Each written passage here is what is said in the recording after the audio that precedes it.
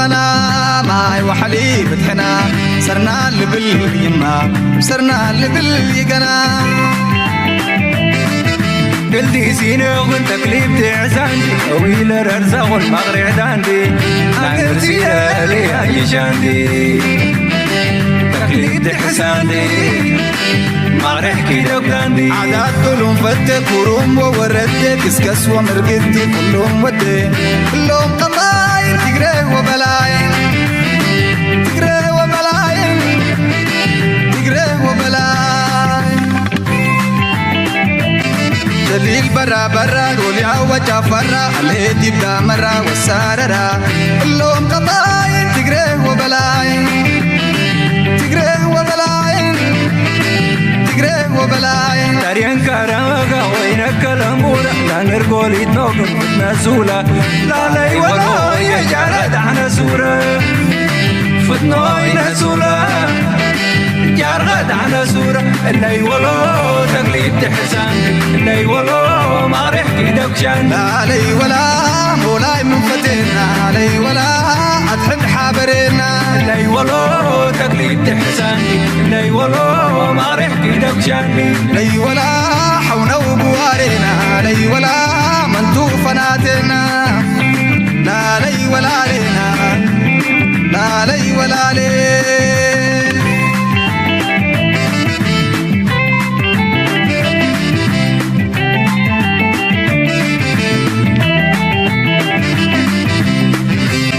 دليل برا برا قولي عوجا فرا عليه تبدا مرا والساررا كلهم قطاين تقري وبلاين تقري وبلاين تقري وبلاين تارين كرامك وينك الامورة لا نرقولي تنوكم نسولة لا لي ولا يجعل دعنا سورة فتنوي نسولة جارغد على سورة اللي ولو تقليد تحسان اللي ولو ما ريحكي دكشان لا لي ولا مولاي من فتنا لي ولا أتحب حابرنا سلام تخطاتلتنا الشانل كما يتخونوا تبوك تكونوا ناي وتر تمريتنان بحقناني ولومون كم وتروا أقداسن وانا وانت حسوتات حزنا لكم متينا لنا كساب موداتنا يزمدم سانا كتصنع بخبر نعدم لايك قبروا شير قبروا سبسكرايب قبروا نزي channel دقفوا كساب زلنا دما نعاهم يمتن يجبالنا زيناتات كنقرب لكم كفتنينا دقفكم دما يفليو نزي channel نابلنا نايلو مارسي سفه كهون مجمريا بزكن جمرينا let's go. Report claims Eritrea's 1993 independence referendum was driven by Egypt's strategy to weaken Ethiopia. A new analysis by Horn Review asserts that Eritrea's 1993 independence referendum was not a legitimate self-determination process, but rather the outcome of Egypt's long-standing geopolitical strategy to isolate Ethiopia and deny it access to the sea. The report alleges that former እንፈልጋለን ቀይ ባህር እንፈልጋለን ኢንዲያኖችን እንፈልጋለን ካልን በኋላ ምርጫችን አንድና አንድ ብቻ ነው ወይ ምን ምርጫ አለን ሚለው አማራጮች ደግሞ ማየት ጠቃሚ ይሆናል ያሉ አማራጮች ስናይ የተሻለ ጉዳዩን ለመገንዘብ ስለሚያስችል ዘይላ ሶማሊላንድ እንደምታውቁት ኢፋት በሚባለው ኪንግደም ጊዜ ዘይላ ይኸው ይታያል ታሪኩ አለ ማፑ አለ አሁንም ዘይላ አንዱ ኦፕሽን ጅቡቲ ነው አሁንም እየተጠቀመን ያለ ወደብ ነው አዶሊስ ሰምታችሁ ይችላል አዶሊስ ሲባል ኤርትራ ውስጥ ያለ ጫፍ ላይ ያለ አለ እሱንም እንደ ኦፕሽን ማየት ይቻላል ምጽዋም እንደ ኦፕሽን ማየት ይቻላል አሰብም እንደ ኦፕሽን ማየት ይቻላል እኛ የግድ በአሰብ ካልሆነ የግድ በምጽዋ ካልሆነ ሚላቋም የለንም እኛ ምን ፈልገው መተንፈሻ በር ብቻ መተንፈሻ በር በየትኛውም ከመጣ በግዢም ይሁን በሊዝም ይሁን በሆነ መንገድ ስምምነት ከመጣ ምን ፈልገው እሱ ነው ለምን ቁጥራችን እየበዛ ነው አሁን ባለው ትሬንድ በተሸከምነው ልክ መሸከም አንችልም እዚያ ቪዲዮ ቀድም خلت ዓመት በላያ ልክ ነዛ ቪዲዮ እዚያ ቀድሚ ዝተወሰነ ሰዓታት ኣብ ሃገራዊ ቻነል ቴሌቪዥን ዩቲዩብ ቻነልን አብሪዶ ማለው ከም በሐዲስ ሰሪሖም እዚ ድማ እንታይ ማለት እዩ መብዛሕቲ ግዜ ከምዚ ሪቶሪክ ወይ ውን ምዝጎር ባብትኻ ጸገም ክፈጥር ዝኽእል አንዳር ዘረባ ሓደ ግዜ ሰብ ክዛረበ ይኽእል ሓደ ግዜ ክስረቡን ዘል ዝግቦ ይኮነን ግን ድሕሪ ዝተወሰነ ግዜ ክትእረመሉ ዘለካ ነገር እዩ ነው they are doubling أبي مليسو يوسخ لهم زلنا تقعزو إنا نرزلنا سلزابزي التاريخ تمليسو أبقليو كلتش عمد يخيدو أبقليو كنا عمتها تمليسو أفدق بحري نتوك أملو زنبرنا نابلي تزارب زلو إذن السوز بلا زلو أبكال عالم زرب زربا يكون أبكال عالم إذن زربازي مغنياتو إذن حجز اللو حقرات التاريخ كم زنبرا يكون مبزحتن اتي ستيت كونسبتك دونجيز أتحساس باي حقراتك أو ماناتن دما كلن حقرات قدم بتاريخان تمليسان كفتشان تجميرن أبديت دليس أقام كخيط كم زخوني فلتيو سلازي إذا سوزتك أملو زلو زربا مجمريا عبا حدا فتر زغلي إذا حدا جاز دما حجت رايدة يكونس نزغلتل ولدوتاتون كخيط زغل حماق سمراتي زقدف زلو سبزي مغنياتو هذا كابتي متكالات نايتي يونايتد نيشنز كمون حبرة أفريقيا ثم عبيت مراحتي دقاقي مم دما زسفرولو ساكرو سانت نابلو خاد زصدقوه زي مجزأ تاوي دوبات تخبر كم زلو نسجن زبل زلو بفلاي ناب إيرترا زتوكري ورب عسب ورب أدوليس باص يخون عسب كومنات قصي زخيل إحنا ما تنفسن دلنا بزخون يخون من قد بليز ديو تأمر تزتك أملو نبعلو نبي حكي حدا جنيا مرح مخانيز نجرك مهنياتو نسو كونديشنز يقرب على كالة هجرات تحركاس أب تلفزيون دي قطعت نسبقها كم غير كخطر سنت خليقة مسجبت تزرارب كاف دقة بحري بعد كلا واقع كبير كالو مسجبت تزرارب احسروا ليتبل أي بلك نبكينا خيط كديل غير كبود بلا متسرح اللغة واقع خمنا جبتك ولا الكاس الصغير نفس سومالي لاند خيط كون من بريزنت أنا سوماليا بقلتي بحمش من قد أف دقة بحري كبكاي خليه تدلي خايلو أيدا اللي نيلك تتدلني يركم سرعة كان يركم سلازي اتحل مناتو ناف دقة بحرك كم زي كونه انت هيدا ابزونا لحنت فيديو كل جزء اجندا خسر حنيهم زفتنو اتي سي اكسس بلو فيك مخانو بعلاتهم كبافون كتقملو خلو سمعوا የባህር በር ጥያቄ አለ በዲፕሎማሲ እንጂ 6 ሰዓት አይፈጅብንም እኛ እንሄዳለን የሚል እንትን ኢትዮጵያን እንደወራሪ ከማሳየት በዘለለና በዓለም አቀፉ ማህበረሰብ ዘንድ ደግሞ የባህር በር ጥያቄዋን ተቀባይነት ከማሳጣት ውጪ ምንም አይነት ጥቅም አለው ብለን አናስብም። ከዚህም በፊት የሶማሊላንዱን ኢሹ ማንሳት ስለምንችል ማለት ነው። ትክክለኛ ፍላጎት የባህር በር ቢሆን ሶማሊያ ለመነጋገር ዝግጁ ነኝ ብላ በፕሬዝዳንቷ በኩል ተናግራ ነበር። አክሰሱ ሲን ኤግዛክትሊ እጂ أبدأ جبهر تزخوني رتدليت بتخكل كم تني نمدنا قرن تقام لزلنا ذيك وناس بتخكلنا يفتح جبهر واقع كبير ناكالا مرات مدلاي بحدا من قد تتعسينا قال سنت تزخوني رو ناكال بوتا خيط كاكت حتى زخل كلا كاكال يلن نفس سومالي لاند عنديرنا زخدنا يوم تعين دبلوماسيا وتسقم فتيرنا رينا يلنا حجون نخدو نعوز مسل سقم تبركاوز في الله وتصيد كم تزخل هاي كونن تقول لا سومالي رما ما رحنا سومالي رما بزد لهم أفتح جبهر كبكم يخلي إلو النايس لذي انتهيت علامات ولا لا ተሐቀኛ ዘርባግን እጅክ ዛራበኩን ኮለስ ነው ባዜ ኢትዮጵያ ውስጥ እኛ ያነሳን ያለ ነው። አሁን ለምሳሌ ኤርትራም ሶማሊያም ወይም ደግሞ ኬንያም ሊሆኑ ይችላሉ አክሰሱ ይሰጡናል ይፈቅዳል። ቆይ ገባኝ። አሁን ኢትዮጵያ የምትፈልገው ስፔሻሊ ከአሰብ ጋር ከኤርትራ ጋር ሂስቶሪካሊ የኢትዮጵያ ባህር በር ነበር። ስለዚህ ኤርትራ ስትገነጠል ያለ አግባብ ኢትዮጵያ የባህር በር አልባ መሆን አልነበረባትም። ጥያቄው ጀኒን ከሆነ እሱ መሳካት አለበት። በዚህ እቲ ዘረባ አብ ቴሌቪዥን መጽዮም ንማንም ከደናግሩ ከም ዘይክሉ ክንገንዘብ ክንከላለና ስለዚህ እቲ ዝባሃል ዘሎ ተንኮል ብድሕሪ መጋረጃ ካልእ ዝሓዘ አጀንዳ እንተደይ ኮይኑ ናይ ኣፍደገ ባሕሪ ሕቶውን ኣይኮነን ጎበጣዩ መስፈሕፋይ ኤርትራ ኮ ክትብል ድማ ሓቀ ሚኒስትር ጉዳያት ወፃኢ ናይ ኤርትራ ናይ ዩኤን ጀነራል ሴክሬታሪ አንቶኒዮ ጉተሬስ ክዛረባ ከለኹም ኢሉ እዚ أفتى جبهر بزبل قلباب تتقيمون كلا أجندة سرح زلو سرح مخان فليتنا لنا يلو سلازي إزياتهم أفتى جبهر يكونس دليل زلو نساتهم ورار جيروم نلو لهم مريت أفتى نايرترا نمو سادي تعلامة كم خد جبر كعمل لكاديو نخو مخدلو نادي حجي إذن الرياضة الناس لم تهزريكم زلو أبي أحمد علم لخاوي حق خط حسي فتنا له at the same time أكم زعينة نوت خلو بجبت زمات زلو دماريو انتهجت مصر على مدار 14 عاما من التفاوض المدني مع الجانب الأثيوبي مسارا دبلوماسيا نزيها اتسم بالحكمة والرسانة وسعى فيه بكل جدية إلى التوصل لاتفاق قانوني ملزم بشأن السد الإثيوبي يراعي مصالح الجميع ويحقق التوازن بين الحقوق والواجبات. ፕሬዚደንት ናይ ግብፂ ሓደ ኣገዳሲ ዘረባ ተዛሪብሎ ንሱ ድማ ብጉዳይ ናይ ኢትዮጵያ ከም ዘይቀሰኑ ንዝሓለፈ 14 ዓመት ኩሉ ዓይነት ዲፕሎማስያዊ መንገዲ ከም ዝፈተኑ ነቲ ዘሎ ኩነታት ኢትዮጵያ ልዕልና ሓጊ ሒዛ ንዓና ብጎረሮና ክትሓንቀና ትፍትነላ ንሕና ክንመሳሰላ ን14 ዓመታት ንሳቶም ዲጋናቶም ካብ ዚሮ ክጅምሩ ከለው ክሳብ ወዲና መሪቕናዮ ዝብሉ ዘለዉ ለሚንናዮም ክንዘራረቦም ሓንቲ ክንገብር ክትሰምዓና ይከኣለትን ማሕበረሰብ ዓለም እውን ክሰምዓ ይከኣለትን ኢትዮጵያ ስለዚ ዕድል ይገጥፉልና ያለው ንሕና ካልእ ስጉምቲ ንክንወስድ እውን ንግደደሉ ዘለና መድረኽ ኢና ዘለና ዝብል ዘረባ ኢና ንሰምዕ ዘለና እዚ ድማ ኣብ ሓቂ ክትዛረብ ግብፂ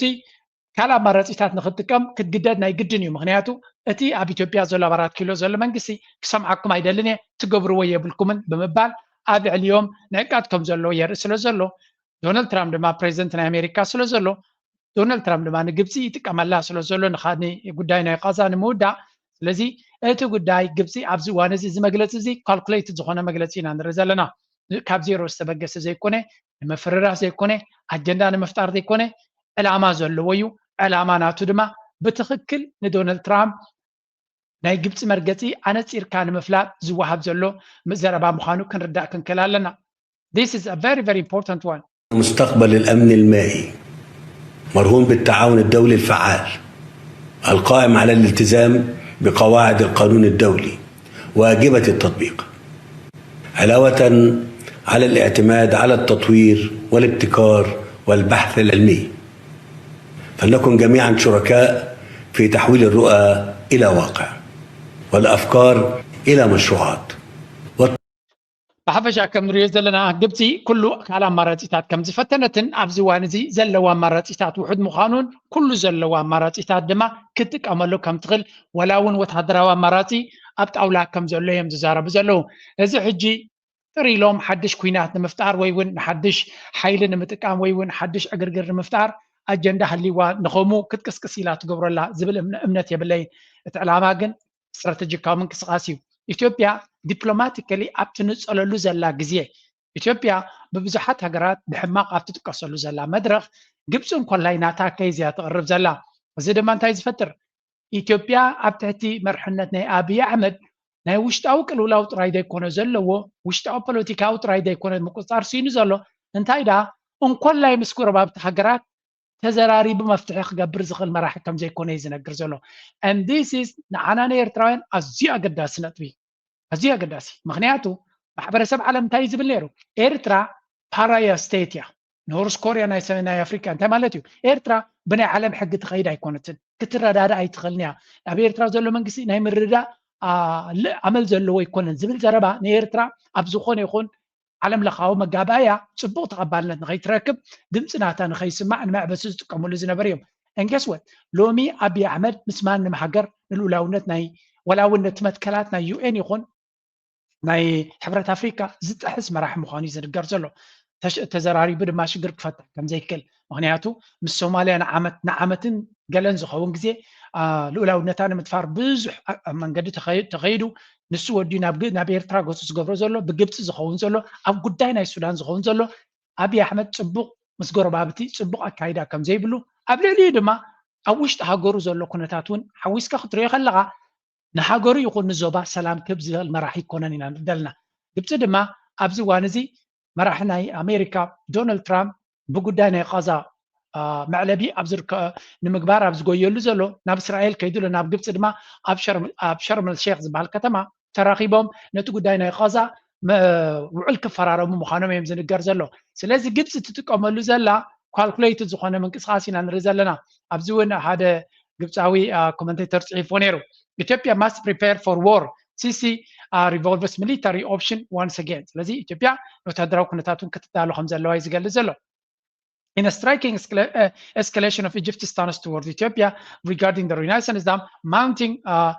to a declaration of the end of Egypt's traditional patience. لذي قبتي نتتعقس زنبرا كايدا قريفا ناب حيال زخوني نتكونتات ناب زلع على الرجاء ديبات تخم زلا Sisi clarified during opening of the 8th Cairo Water Week under the slogan innovative solutions for resilience against climate change. لذي እቲ ጉዳይ ናይ ማይ ንግብፃውያን ተዛዓበየ ብድሆ ስለ ዝኾነ ኣብ ቅንያት ናይ ማይ ኣብ ዝብል ዝገብርዎ ዘሎ ኩነታት እዩ there is an approach that this approach has led to an artificially included industrial flood that harmed the two downstream countries ኣብዚ ሓለፈ ዘጋጠመ ናይ ማይ ዕልቕልቕ ብወገን ግብፂ ድማ ኢትዮጵያ ደይ መደይላ ዝገበረቶ እዩ ብዝብል ብዙሓት ሓረስቶት ኣብ ሱዳንን ኣብ ግብፅን ከም ዝተጎድኡ ይንገራሉ እዚ ድማ ኢትዮጵያ ባዕላ artificially ሰብ ዝፈጠሮ ፀገም ከም ዝነበረ እያ ትኸስስ ዘላ ግብፂ ንኢትዮጵያ ከሲሳታ ሱዳን እውን ነቲ ጉዳይ ኩሉ እቲ ዝነበረ ውዕላት ደጊማ ክትሪኦ ምዃና ነጊራ ነይራ Sisi reiterated his description of water security as existential issue ተቓል ካብ ካልኦት ተለቂሑ ኣብ ጉዳይ ናይ ቀይ ባሕሪ ናይ ህላዊ ሕቶ እዩ ዝብለ ዝነበረ እቲ ትኽክለኛ ናይ ህላዊ ሕቶ ጉዳይ ናይ ኒል ግብፃውያን እዩ affecting the lives of more than 100 million Egyptians ልክዕ 130 ሚሊዮን ህዝቢ ክትቆልፎም ኣይትኽእልኒ ኢኻ ዝብል ዝነበረ ተመሳሳሊ 100 ሚሊዮን ግብፃውያን ድማ ብጎረሮና ክትሓንቀና ኣይትኽእልኒ ኢኻ ሓስዩ ንሱ ዘየለ ድራማ ዝፈጥር ዘሎ ሓቀኛ ምክንያት ኤግዚስተንሻል ሕቶ ማይ ንህላዊ ናይ ደቂ ሰባት ኣዝዩ ወሳኒ እዩ ግብፂ ድማ ብዘይ ኒል ክትነብር ኣይትኽእልኒ እያ ስለዚ ጎረሮ ናይ 100 ሚሊዮን ሰብ ክሓንቕ ዝፍትን ዘሎ ብሓቂ ኣብ ብድኣ እምበር ኤርትራ ወይ እውን ቀይሕ ባሕሪ ይኮነን ምስ ጎረሮም ዘተሓዝ የብሉን ኣምሲሉ ነቲ ንሱ ዝገብሮ ዘሎ ክፋእ በቲ ናይ ቀይሕ ባሕሪ ገይሩ ክሽፍኖ ስለ ዝፍትን ዘሎ እዩ ስለዚ እቲ ናይ ግብፂ ብመብዛሕትኡ ናይ ዓለም መጋባያታት ወይ እውን ኮሚዩኒቲ ተቐባልነት ዘለዎ ሕቶ እዩ ማይ ክሰቲ ዘይደሊ ሰብ የለን ብዘይ ማይ ክትነብር ኣይትኽእልኒ ኢኻ ግብፃውያን ድማ ሂወቶም ኣብታ ኒል እያ ትምርኮስ ኢትዮጵያ ብዙሕ ወሓይዛ ኣለዋ ብዙሕ ማይ ኣለዋ ስለዚ እታ እንኮን ኣባና ትመፅእ ውሕጅ ንዓዓ ኣፅዮም ንዓና ብጎረሮና ክሕዙና ኣለዉ ክብል ከሎ ማንም ግብፃዊ ኣብ ጎኒ እቲ መራሒ ደው ዝብል ኣብ ግብፂ ዝያዳ እቲ መራሒ ከምቲ ዝድለ ይንቀሳቐስ ኢሎም እዮም ዝሓምይዎ መራሕቲ ናይ ግብፂ ከምቲ ዝድለ ንረብሓ ግብፂ ኣይሰርሑን እዮም ተባሂሎም እዮም ዝፅረፉ ተርዲኹምሎም ናብ ቀይሕ ባሕሪ ክኸይድ ከሎ ኢትዮጵያ እንታይ ይብልዎ ኣለዉ ፅሉል ስለ ዝኾነ እዚ መራሒ እዚ እዮም ዝብልዎ ዘለዉ ኣብ ግብፂ ግን ብኻሊእ ኣብ ግብፂ መራሕትና ሃስዮምና ዲጋ ተጀሚሩ ክሳብ ዝውድእ እንታይ ይጥምቱ ነይሮም እዩ ዝብል ህዝቢ ስለዚ ኣልሲሲ ስጉምቲ ክወስድ ወይ እውን ፀቕጢ ኣብ ልዕሊ ኣቢ ንክገብር ሙሉእ ህዝቢ ግብፂ እዩ ዝደግፎ ንዑ እንተገይሩ ድማ ደገፍ ናይ ህዝቢ ኣለዎ ናይ ኣብዪ ኣሕመድ ናብ ቀይሕ ባሕሪ ክኸይድ ደገፍ ዝበሃል የብሉ ምክንያቱ ቀይሕ ባሕሪ ዘምፅኦ ለውጢ የለን ብቀይሕ ባሕሪ ዝፍታሕ ሽግር የብሎም ሽግሮም ኣብ ውሽጦም እዩ ዘሎ ፅንኢልና ንሪኦ ኢና ስለዚ እቲ ኩነታት ክትሪኦ ከለካ ዝተገማጠለ እዩ ሲሲ reiterated ኣብዚ ቀፂሎም ንውሕ ዝበላ ኣርእስቲና ንርኢ ዘለና ኢትዮጵያ reckless and imposes binding legal agreements ብተደጋጋሚ ድማ ኢትዮጵያ በብዙሕ ተሃስዮም ከም ዘላ ፍፂምካ ክትሰማማዕ ከም ዘይከኣለትን they were repeated in ስለዚ however CC insistence of dialogue as a optimal path leaves the door open to ስለዚ ንዝርርብ ዝኸውን ቦታ ዕድል ይኸፍት ከም ዘሎን ካልኦት ኤርትራውያን እውን ከም በዓል ኤርትራውያን ፕሬስ እውን ፅሒፎም ነይሮም Egypt appears to be reviewing a military option against GERD air power ወይ እውን naval forces cyber warfare እቲ ወታደራዊ ስጉምቲ ዝበሃል ዘሎ እንታይ ክኸውን ይኽእል ብነፋሪት መፂኻ ዕላማታት ምህራም Egypt could easily conduct target strikes ብነፈርቲ መፅያ ዲ ሓደጋ መጥቃዕቲ ክትገብር naval force በሓይሊ ባሕሪ መፅያ Egypt maintains a strong naval presence in the Red Sea which it could leverage to exert pressure on ስለዚ ብባሕሪ መፅያ እውን ሓይሊ ባሕሪ ስለ ዘለዋ ካብ ናይ ገማግም ናይ ባሕሪ ናይ ሱዳን ዲ ካብ ናይ ዝኾነ ስጉምቲ ክትወስድ ትኽእል እያ እዩ ዝብል ዘሎ ከምኡ ሳይበር ዎርፌር ብቴክኖሎጂ ድማ ክኸውን ይኽእል engaging in cyber operations presents a non-traditional method for Egypt ስለዚ እቲ ኩነታት ከመይ ክኸውን ይኽእል ቀፂሉ ኣብቲ ታሕቲ እውን እንታይ ኢሉ ኣሎ ካልእ መንገዲ እውን alliance ምስቶም ተቃወምቲ ዝበሃሉ ዘሎ ከም በዓል rebel groups Egypt could potentially consider leveraging groups like FANO and the TPLF as part of the strategy to undermine Abiy Ahmed's government in Addis Ababa. ተወሳኺ ኢትዮጵያ ውሽጣዊ ኩናት ስለ ዘለዋ ንፋኖ ስፍሕ ዝበለ ደገፍ ክትገብረሉ ትኽእል ከምኡ ድማ ንህወሓት ከምኡ ሓያል ዝኾነ ደገፍ ክትገብረሉ ትኽእል ስለዚ by supporting these factions Egypt can overthrow the current unpopular regime and create an opportunity for negotiation a better outcome regarding ስለዚ ኣብይ ኣሕመድ ክረዳ ዘይክእል ተኮይኑ ንሳቶም ምስቲኦም ክፍንቅልዎ ዝደልዩ ዘለዉ ተረዳድዮም ንዓታቶም ደጊፎም ድሮ ንሳቶም ተበጊሶም ስለ ዘለው ነቲ ኩነታት ናብ ምቕያር ብዙሕ ክገብሩ ይኽእሉ alliance and regional influence strengthening military alliance with regional partners ከምኡ ድማ particularly United States Gulf states could help Egypt ብሓፈሻ እንታይ ኢና ንርኢ ዘለና እቲ ዘለዋ ዕድላት ግብፂ ብዙሕ ኦፕሽንስ እዩ ዘለዋ ብግምጣሉ ኣብይ ኣሕመድ ኩነታቱ ንክቋፀር ዘለዎ ተኽእሎ ፀቢብን ከቢድን ምዃኑ ኢና ንርኢ ዘለና ስለምንታይ ግብፂ ከም ናይ ሎሚ ምቹእ ግዜ ከጋጥማ ዝኽእል ኣይኮነን ከም ናይ ሎሚ ምቹእ ግዜ ዘጋጥማ ኣይመስለንን ስለምንታይ ኢትዮጵያ ኣብ ከመይ ኩነታት ኣላ ምናልባት ግብፃውያን ነዚ ሕጂ ኩነታት ብኸመይ የንብብዎ ከም ሓደ ግብፃዊ ኮንካ ክትሪኦ ከለካ ክቕፅል እዮም ዝደልዩ ኣብይ ኣሕመድ ፅቡቅ ገይሩ ክዳኸም ኢትዮጵያ መሊሳ ንሓድሕዳ ክትባላዕ ናይ ግብፃውያን ሓሳብ እዩ ምክንያቱ ዝኾነ ንኣቢ ዝቕይር ስርዓት እንታይ እዩ ዝረኣዮም ንዖም ንኣቢ ብካልእ ስርዓት ምቕያር ኣብዚ እዋን እዚ ፀገምና ክፈታሕ ኣይክእልኒ ባህልቲ እዮም ስለምንታይ ዝበዝሐ ኢትዮጵያዊ ነቲ ዲጋ ናይ ህዳሴ ግድብ ይድግፎ እዩ ስለዚ ንኣቢ ብካልእ ተኪእካ ማለት መፍትሒ ከምፃልካ ዝኽእል ኣይኮነን ዝብል እንታይ ዳ እንተተኻኢሉ ናይ ግብፃውያን ሕልሚ ኢትዮጵያ ክትበታተን ኣለዋ ምክንያቱ ኢትዮጵያ እንተተበቲና እዚ ዞባ ክልል እቲ ናይ እዚ ኣባይ ዝበሃል ግድብ ዘለዎ ክልል እቲ ክልል እቲ ምስ መን ይክኸውን ንእሽተይ ክልል እዩ ትግራይ ኣይኮነን ኣምሓራ ኣይኮነን ኦሮሚያ ኣይኮነን ስለዚ እቲ ጎሞት ዝበሃል ማለት እዩ እዚ ክልል እዚ ንበይኑ ድዩ ኮይኑ ሃገር ክኸውን እርግፀኛ ግብፃውያን ብዛዕባ እዚ 1,000 ዝኸውን ሲናሪዮ ፕላኒንግ ኣለዎ እቲ ሕቶ ኢትዮጵያ ፅቡቅ ክትዳኸም ፅቡቅ ገይሩ እቲ ስርዓት ክትዳኸም እቲ ህዝቢ መሊሱ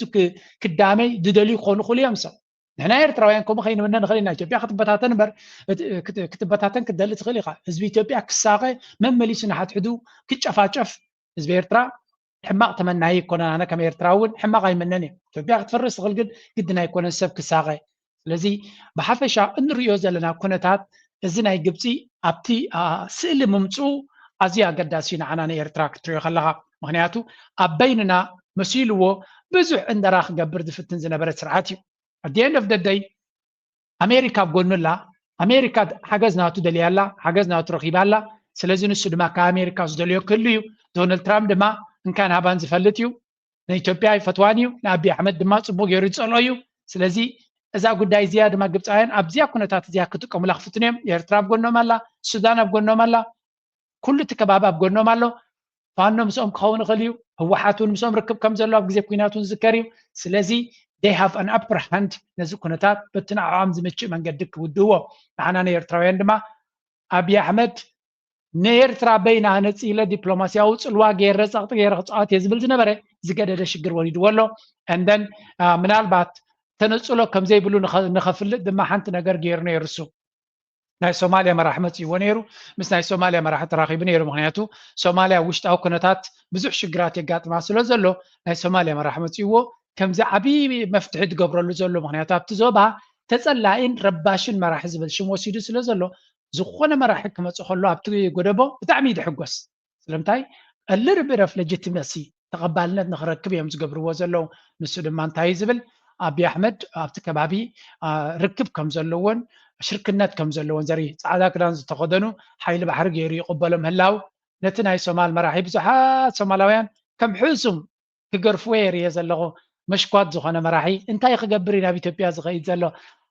ኣብይ ኣሕመድ ሃገሩ ከም ማሓደር ዘይከኣለስ ከመይ ገይሩ ክሕግዞ ይድፅበ ዘሎ እዚ ሰብኣይ እዚ እምበር ጥዕና ዘለዎ እዩ እናበሉ ሶማላውያን ከም ሕሱም መኣስ ይወርደልና መኣስ ካብ ስልጣኑ ይግለፍ ኢሎም ነዚ ሓሰን ሼክ መሓመድ እዮም ዝዛረቡ ዘለዉ ምክንያቱ ምስ ኣቢ ዘመላለስ ጉዳይ የብልካን እዮም ዝብልዎ ዘሎ ኣቢ ጉዳይ ሃገሩ ክፈትሕ ዘይከኣለ ነቲ ዞባ ሽግር ዝፈጥር ቅድሚ ዓመት ድማ ልኡላውነት ናይቲ ሃገር ኣብ ምልክት ሕቶ እዩ ዝነበረ ክሳብ ሕጂ ድማ ይቕረታ ዘይሓተተሉ እዩ ስለዚ እንታይ ክገብር እዩ ምስ ኣቢ ዝመላለስ ዘሎ ዝብል ዘረባ ብግብፃውያን ብሶማላውያን ብብዝሒ ዝዝረብ ግብፃውያን ነዚ ኩነታት እዚ ኖርማል ሩቲን ነገር እዩ ፍሉይ ነገር እውን ኣይኮነን ስለዚ ጎረባብቲ ሃገራት እዮም ክራኸቡ ይኽእሉ እዮም ብምባል ግብፃውያን ገሊፆሞ ነይሮም ብሓፈሻ ኣብይ ኣሕመድ ነዚኣ ከም ሓንቲ ኣገዳሲት ሽፋን ትኾነሉ ገይሩ ክዛረበላ ርኢና ኣለና ብዓብዩ ኣብቲ ቅድሚት ደረኣኹኹም ድማ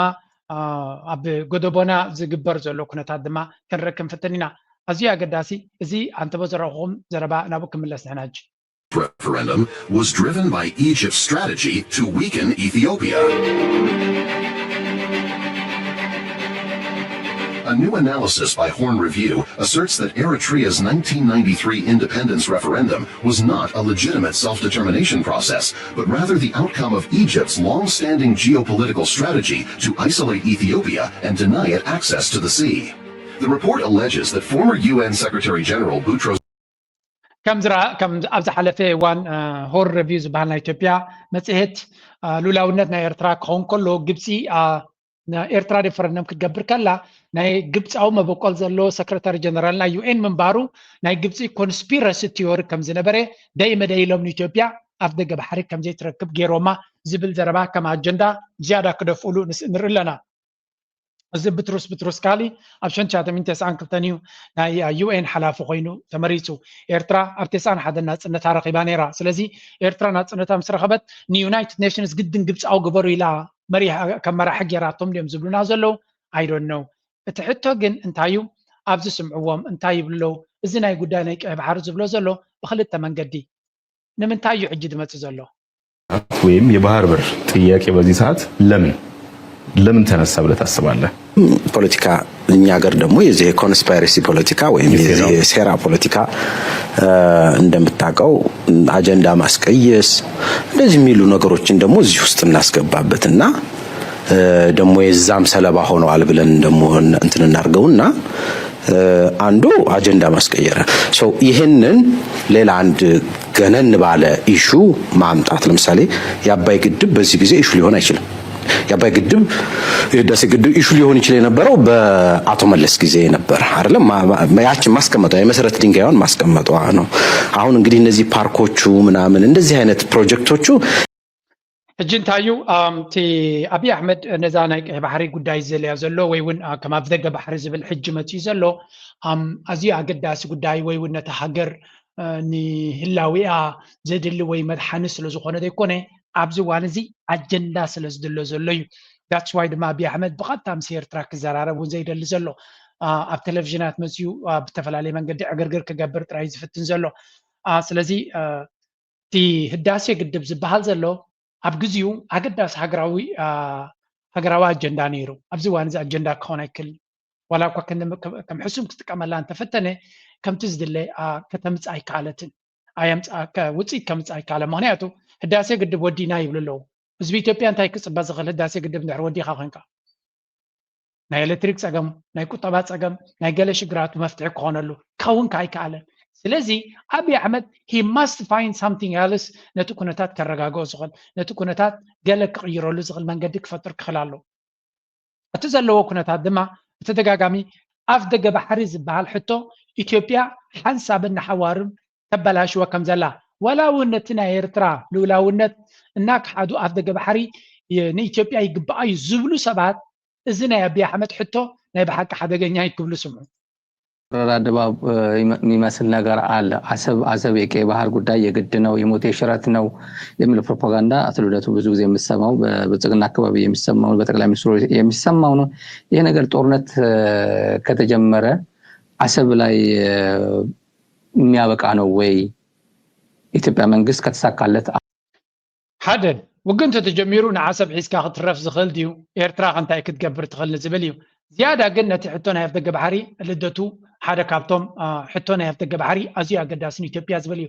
ናይ በዓል ልደቱ ወይ ናይ ካልኦት ናይ ጀዋር ዲገለ ከምፃልኩም ከለኹ ንኤርትራ እዚኦም ይሕሽዋ ይብለኩም የለኹም ቁርብ ኣስፋሕ ኣቢልኩም ሕሰቡ ኣብዚ ዋን እዚ ፀላኢ ናይ ኤርትራ አብይ አህመድ እዩ ዝበሃል ዝኾነ ሓይሊ ንአብይ አህመድ ንመላይ ዝጠቅም ንኤርትራ ኣገዳሲ መንግስቲ ኤርትራ ብኸመይ ዝርዮ ህወሓት ህወሓት ፀላኢ ኤርትራ ወይ እውን ፀላኢ ናይ ኣንፃር ኤርትራ ዝሰርሐ ይነበረ ስለምንታይ ምስ ህወሓት ንሰርሕ ኣለና ቁርብ ትርእስኹም ኣስፋሕ ኣቢልኩም ሕሰብ ወገሌኹም የኣይ ናይ ፖለቲካ ፈላጣት ኮይንኩም ንልደቱ ይትእመኖ እናበልኩም ፅሕፍለይ ሰባት ኣለዉ ልደቱ ኣብዚ ዋን እዚ ካልእ ኣጀንዳ ኣለዎ ንመፃኢ ኣብዚ ዋን እዚ ግን ንኣብይ ንምውዳቕ ዝሕግዝ ዘሎ ኤርትራ ድማ ናይ ሓፂርን ናይ ነዊሕን ዕላማ እዩ ዘለዋ ኣብ ሓፂር ግዜ ኣቢ ከመይ ጌርካ ታልዩ ኣብ ነዊሕ ግዜ ግን ኣቢ ወዲቑ ካልእ መን ክትኮ ይትቦቱ ብዘየገድስ ኤርትራ ፕላን ኣለዋ ንዓታቶም ክሳብ ዝወሃዱ ክትፅበየማ ኣይኮንካ ኦፍኮርስ ከምኡ ኣነ ፕላን ናተይ ኤርትራ ናታ ፕላን ክህልዋ ኣለዎ ኣብዚ ሓፂር ግዜ ግን ኩናት ክውጀልኩም እየ ዝብል ዘሎ ሰብ ክእለ የለና ኢና ንደሊ ንማለት እጂ ኣብቲ ቶፒክ አሰብን በተለየ ሁኔታ መጠየቅ የራሱ የሆነ ችግር አለው አቀራረቡ የሚል እምነት አለኝ አያስኬድም የሚል እምነት አለኝ ስለዚህ የባህር በር ጥያቄ የሚለውን ነው እኔ ስጽፍም ስናገርም የምጠቀመው እና እኔ የነበርኩበት ፓርቲ ኢዴፓ በኢትዮጵያ የፖለቲካ ፓርቲዎች ታሪክ ለመጀመሪያ ጊዜ የኢትዮጵያ ሕዝብ ለባህር በር ጥያቄ መታገል አለበት ብሎ በፖለቲካ ፕሮግራም ይሄን ሐሳብ ያስቀመጠ የመጀመሪያ ፓርቲ ብቸኛ ፓርቲ የኛ ፓርቲ ነው በተለያዩ የምርጫ ክርክሮች ምናልባት አንተም እንደምታስታውሰው ይህን ጥያቄ እንደ ጥያቄ የትውልዱ ጥያቄ መሆን አለበት ብሎ በመታገል ረገድ እኔ የነበርኩበት ፓርቲ በጣም ቀዳሚ ነው። ግን አንድ ነገር ማወቅ አለብን እዚህ ላይ ከልባችን ይሄ 130 ሚሊዮን የኢትዮጵያ ህዝብ በእውነትም የባህር በር ማግኘት የምንፈልግ ሰዎች ካለን የአሁኑን የዶክተር አብይ አካሄድ መቃወም ያለብን እኛ ነን። የምንፈልገው ከልባችን የምንፈልገው ለምን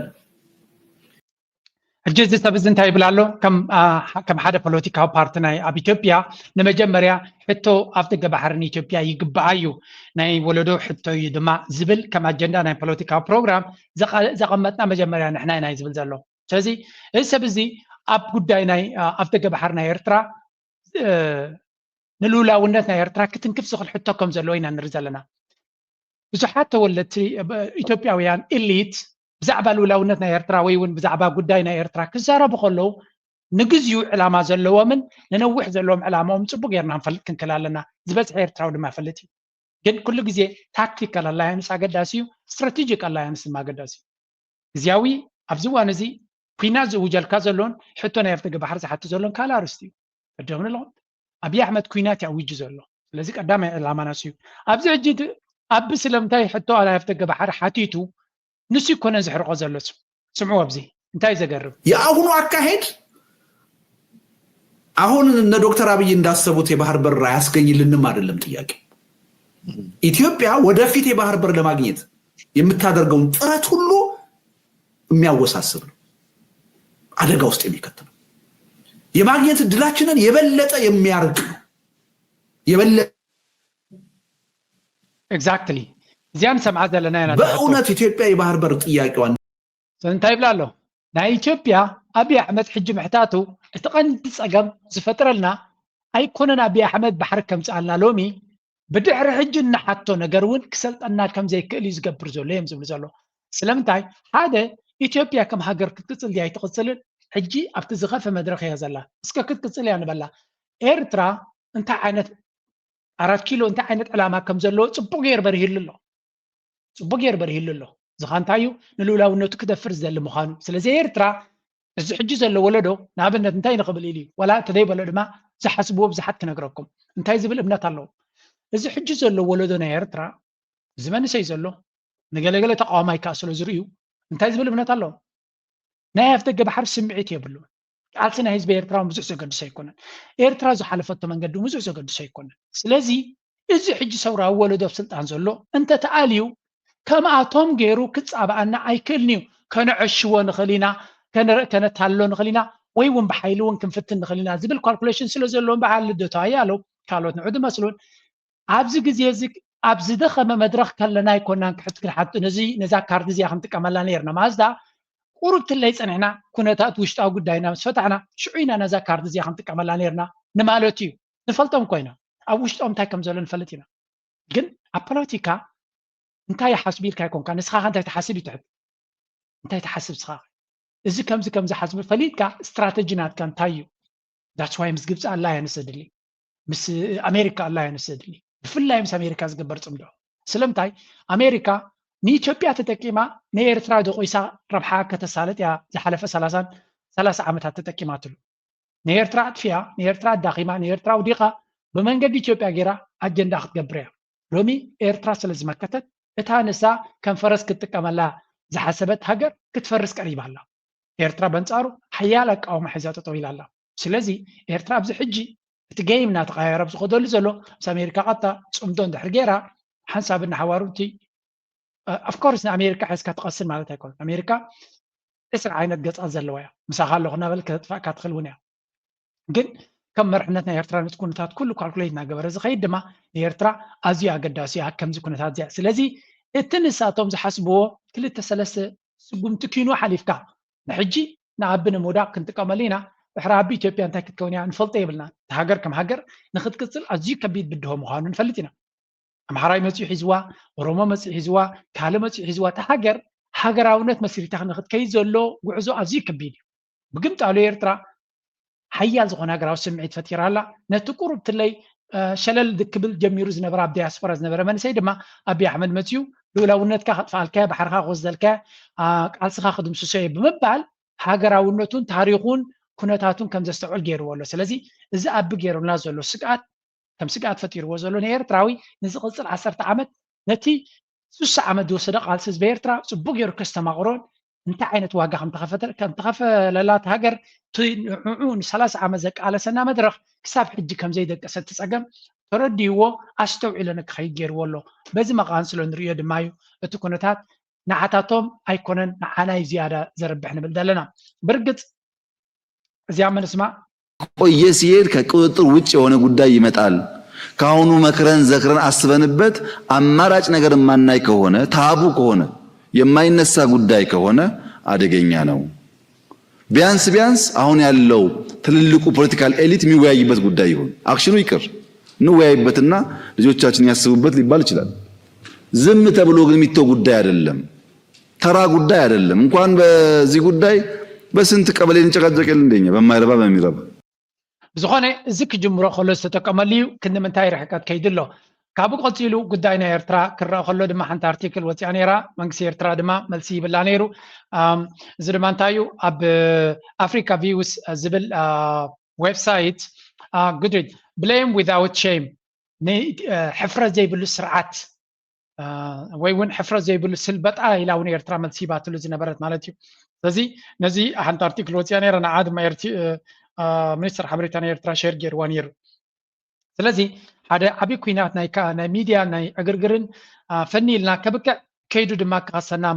مفتانو سرعة بلتقنا حفرة زي بلو سرعة مخانون كنا من تاي سجنت إير مخانو زجلتيو بتاع أرتيكل دما نايتوبيا فورين منستر فورين أفيرس حلافز جبرو ساكندي أب سجنت إير زعته هو مخانو زجلت أرتيكلنا نرزلنا إثيوبيا ويانون صبوا غيرهم نزاكونا تقبلهم بيلا غيرهم أما حلالي فمالو أبزي أسمع واضح عن كنت حازا خلتين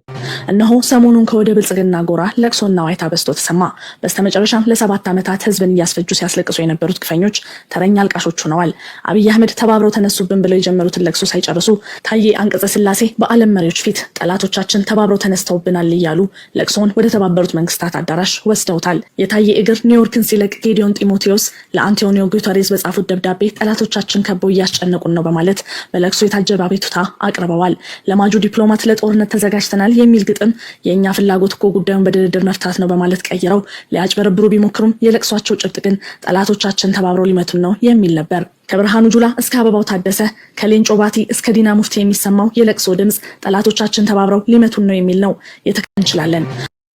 حانت بزي آية زنقركم إيرتراويان بزي آية مزخبرونا نزوم إيرتراويان نزي إيرتراو جيجننت بزي آية مزخبروا وكيف تو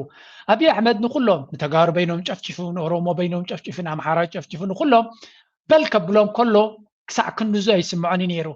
شعبي أنصارو خينو متيو اللو يلومس حسبقن أب كل محبر سب عالم ردوني ستروني أدعنوني حجد ما كلهم تعكيبهم ببينهم زهر ممزو نبركو مزقبل شعبي أخوينهم يمسون له بجاهم أدعنوني زعينو تأوياتي زقبر زلو مرحتو وتهدراي مرحتو يخونو بوليتيكايا مرحتو يخونو كلاتهم حانت عينات أوياتيا زفنو زلو يمزبلوهم حيات زخونة شعبية كل جزء يفكروا له يعندروا له ترى يبلو أما ودا تاجن أويات راح تخون ستروني أدعنوني أتخون لذي إزيتي أرى إيرترا زخونة ميديا تدوس أزلي إيرترا تصلوا على تيفور مالت أرى إيرترا جن إيرترا فتاويات راح يكون زندا كل يسأل عيا يزندا سلمتاي هذا ما تكلم وكايدا لو كلا يدما نق زي بالحيلس لزلوا والسان حيلس لزلوا نجارات تغير زغل باي ذا واي نايمود داتا بزعبا كونتات ناتهم زيايا ለቾይ ሄዶ የሚዋጋውስ ማን ነው ሄዶ የሚዋጋው በራሱ ይሄንን ለማሳካት መቼም ጦርነት ነው አይደለ ቀጣዩ ስቴፕ ኤርትራ ዝም ብላ ታያለች ወይ ሄዶ መታው ስትወስደው መቼም ቁጭ ብላ እጅና እግሯን አጣጥፋ ታያለች የሚል እምነት የለኝም አላቅም አንተ ካለ ስለዚህ በዲፕሎማሲ ካልሆነ ምለ እንደው እኔ የመጀመሪያም ቢሆን ጠቅላይ ሚኒስትሩ ከመጡ በኋላ መንገድ አሁን ለምሳሌ አንዱ የሚነሳው ያኔ የጫጉላ ልጃቸው ላይ እንደዚህ አይነት ኢሹ መች ተነሳ እንዴ አሁን ይሄ በቃ እንደው እፍ በተባለበት ሰዓት ላይ የግለሰብ ማለት ይቻላል። ያን ኬዝ ማንሳት በጣም ብዙ ነገሮች ኦኬ በትንሹ እሱ ማንሳት ይቻላል። መንግስት የራሱን ህዝብ በጅምላ የአሰብ ጥያቄ የኢትዮጵያ ሉዓላዊነት ጥያቄ የሚነሳው ይሄ ቅድም እንዳልኩ በሐፈሻ እንታይ ትብል መሲልኩም እዚያ ሰብ እዚያ ዓሰብ ኢልኩም ትዕግ ተዘጉርዕ ዘሎ እዚ መንግስቲ ኤርትራኸ ስቂላ ዲያ ክፅበየኩም ኤርትራኸ ሓንቲ ከይገበረ ዲያ ክፅበየኩም መን ይኸስከ ዓሰብ ከይዱ ተዋጊኡ ነቲ ባሕሪ ከምፅኦ ዝበሃል ዘሎ መን ከምፃልኩም ናይ መወዳእታ ናይ ዚያ ጓል መን ምዃና ይፈልጣን ፖለቲከኛ እዮም ዝብልዋ ዘሎ ጉዳይ ኢትዮጵያ ኣበይ ኩነታት ኣላ ኢሎም መስሓተትዋ ንኢትዮጵያ ዝበለቶ ዚያጥረ በዚያ ጌርና ክንውዳይና ናብቲ ኢንተርናሽናል የማደርገው ኢትዮጵያ አሁን ምን ሁኔታ ላይ ነው የምትገኘው? በአንቺ ምልከታ የገደል ጫፍ ላይ ነው የምትገኘው ብዬ ነው የማስበው። እንደ አንድ ፖለቲከኛ እንደ ደግሞ መረጃዎች እንደሚከታተል ደግሞ ከዚህ በፊት በጋዜጠኝነት ስራ ላይ እንደነበረ ሰው ኢትዮጵያ የገደል ጫፍ ላይ ነው የምትገኘው ብዬ አስባለሁ። ለዛም እንግዲህ ብዙ Exactly. So ኢትዮጵያ ኣብ ከመይ ኩነታት ኣላ ኢልክ ተሓስቢሉ ኣብ ዝሓተታ ኢትዮጵያ ኣብ ጫፍ ናይ ገደል እያ ዘላ ከም ሓንቲ ፖለቲከኛ ዓይኒ ዘለኒ እዝኒ ዘለኒ ክሪኦ ከለኹ ኢትዮጵያ ኣብ ገደል ጫፍ ጠጠው ኢላ ዘላ መኪና እያ ኣውቲስታ ናታ ኣቢ ጫፍ ከም ዘሎ ናርኣየ ነዳዲ ዝህባ ዘሎ መኪና ኢና ንርኢ ዘለና እያ ትብል ዘላ I think ፅቡቅ ዝኾነ መግለፂ እዩ ብዙሓት ኢትዮጵያውያን ዝበፅሕዋ ዘሎ መደምደምታ ድማ ኢትዮጵያ ኣብ ገደል ዘላ ሃገር እያ ኔክስት ሙቭ ናቶም ድማ እሱ ክውስኖ እቲ ሃገር ናበይ ገፃ ክትከይድ ትኽእል እዚ በቲ بعالم درجة مقان انترينا يدما انتهي مسل نخيد. President Donald Trump has arrived in Israel ahead of peace talks aimed at ending the war in Gaza. You're now looking at live pictures from Ben Gurion Airport in Tel Aviv. You see there Jared Kushner, the son-in-law of Mr. Trump, next to his daughter Ivanka, the president himself, flanked also by his Middle East envoy, Steve Witkoff. We understand that Prime Minister Benjamin Netanyahu, who you see there next to him, is there to greet and receive the U.S. president. Now this comes as the militant group Hamas begins releasing these surviving hostages who've been held in ከም ንሪኦ ዘለና ናይ ኣሜሪካ ፕሬዚደንት ናብ እስራኤል ከም ዝገሸ ዝንገር ዘሎ እዚ ድማ ጉዳይ ናይ ፍልስጤም ጉዳይ ናይ ጋዛ ኣብ መንጎ እስራኤልን ሓማስን ስምምዕ ተበፂሑ እቶም ጅሆት ተታሒዞም ዘለዉ ሰባት ኣብ ዝስደድሉ ዘለዉ መድረኽ ዘጋጥም ዘሎ ኩነታት ኢና ንርኢ ዘለና ስለዚ ካብ እስራኤል ናብ ግብፂ ክኸይድ ምዃኑ ፕሬዚደንት ዶናልድ ትራምፕ ዝንገር ዘሎ እዚ ንሪኦ ዘለና ድማ እቲ ኩነታት ተስፋ ኣብ ዘለዎ መድረኽ በፂሑ ከም ዘሎ ንርኢ ኣለና ናይ እስራኤል መራሒ ቤንያሚን ነተንያሁ ዝፈልጥ ሰብ ነገራት ክውድኡ ይኽእሉ እዮም ብዘይ ድራማ ብቐሊሉ ክውዳእ ይኽእል እዩ እዚ ኢልካ ንክትግምት ዘሎ ተኽእሎ ንክትግምት ከቢድ እዩ ምክንያቱ ነተንያሁ ኣት ኤኒ ፖይንት ኣብ ዝኾነ ይኹን ነጥቢ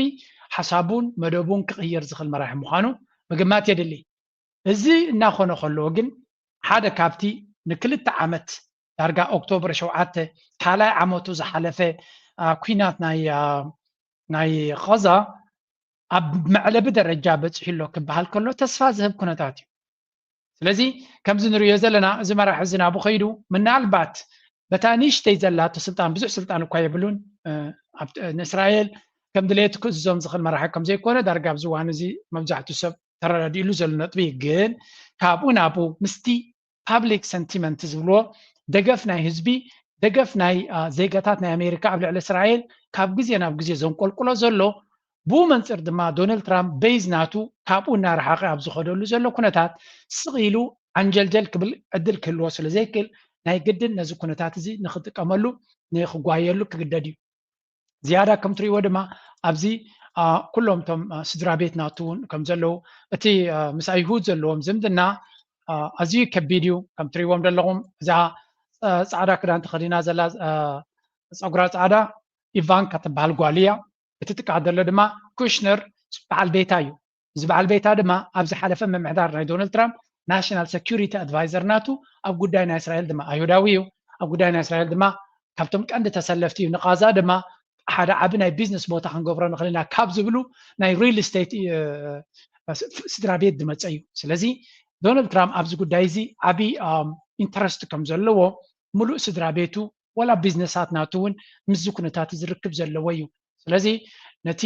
ሪቨራ ክንገብሮ ኢና ነቲ ጋዛ ነቶም ህዝቢ ናብ ዝተፈላለየ ሃገራት ሰዲድና ነቲ ቦታት ናይ ሓደ ዓብይ ሪል ስቴት ቦታ ክንገብሮ ኢና ዝበለ ሓሳብ ክሳዕ ክንደይ ክተግብሮ ይኽእል ኸውን ዝያዳ ትደቁ ጓሉ ገለመለ ዘለዎ ክትርኢ ከለካ ግን things might be a little bit complicated ከምቲ ሰብ ዝፅበዮ ዘይኮነ ካልእ ነገራት ኣብ ውሽጡ ከጋጥም ከም ዝኽእል በቲ ኮይኑ በቲ እቲ ሞትን ስቃይን ናይ ህዝቢ ጋዛ ጠጠው ምባሉ ጥራይ ከም ሓደ ኣወንታዊ ኩነታት ክንሪዮ ንኽእል ኣነ ነዚያ ክንብል ንኽእል እስከ ንእሽተይ ንስማዮ for 2 years now. Those pictures live from Ben Gurion Airport, where the US president has just arrived in Israel ahead of a summit later in Egypt. But today in Israel, he will be addressing the Knesset as well, the parliament in Israel. We saw President Isaac Herzog also there. Now, in a major breakthrough, the militant group Hamas has started releasing hostages who've been held in captivity. You are seeing there what is a convoy that is ushering, we believe, taking the hostages to medical facilities. Those hostages.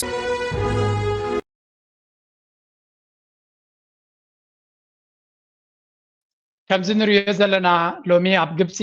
ዓብይ ኮንፈረንስ ናይ ቢዝነስ ኮንፈረንስ ክህሉ ምዃኑ እዩ ዝንገር ዘሎ ንሱ ድማ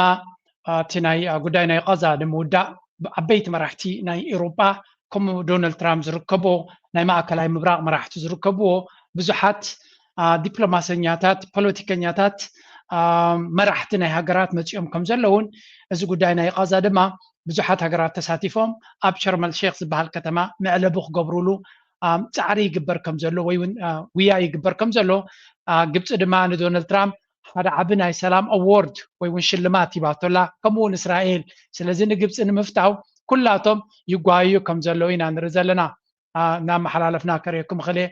ከም ትሪእዎ ዘለኹም ግብፂ ፕረዚደንት ናይ ግብፂ ምስ ናይ ፓኪስታን ይራኸብ ኣሎ ስለዚ ብዙሓት መራሕቲ ድሮ ኣትዮም ከም ዘለዉ እዩ ዝንገር እዚ ናይ ዩኬ ፕራይም ሚኒስተር ምዃኑ ንርኢ ኣለና ቀፂልካ ብዙሓት መራሕቲ ናይ ቀረባን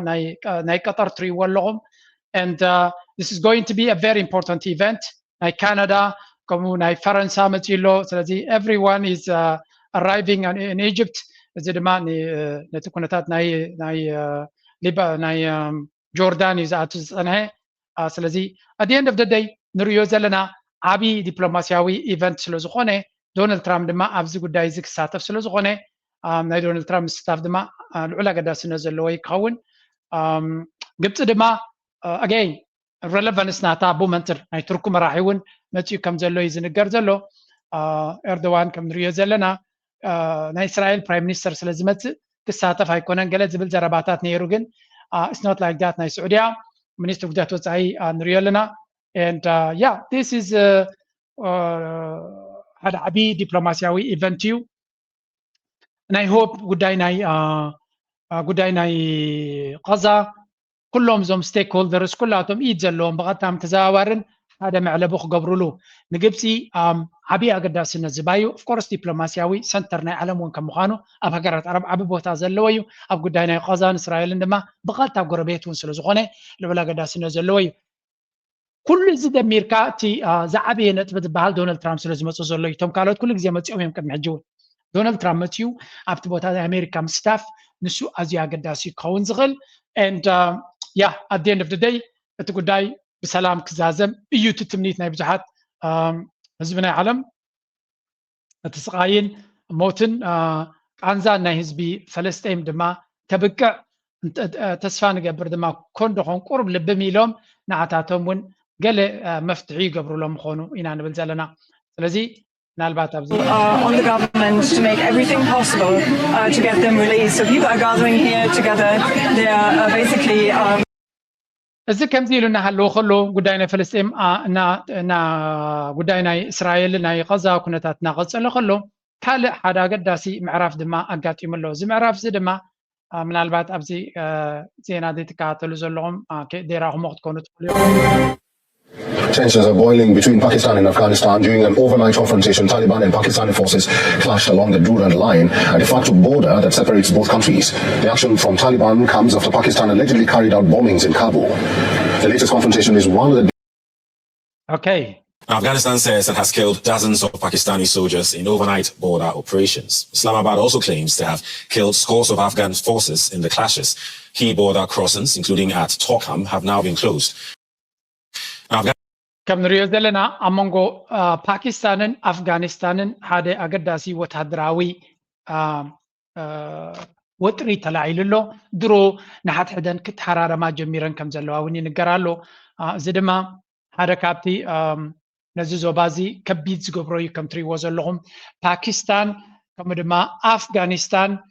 إيران دما بتحدى وجنا الله مس باكستان دما هندي الداوب باكستان مس بعل مس تشاينا عب مس شركنا زلوا مس أمريكا دما بزغربا بتدقاقامي تبغ زخنا شركنا تكجبرت أنا هتكوينا أمريكا دما أفغانستان زلوا وتهدراو بيزنا تازنا برقدم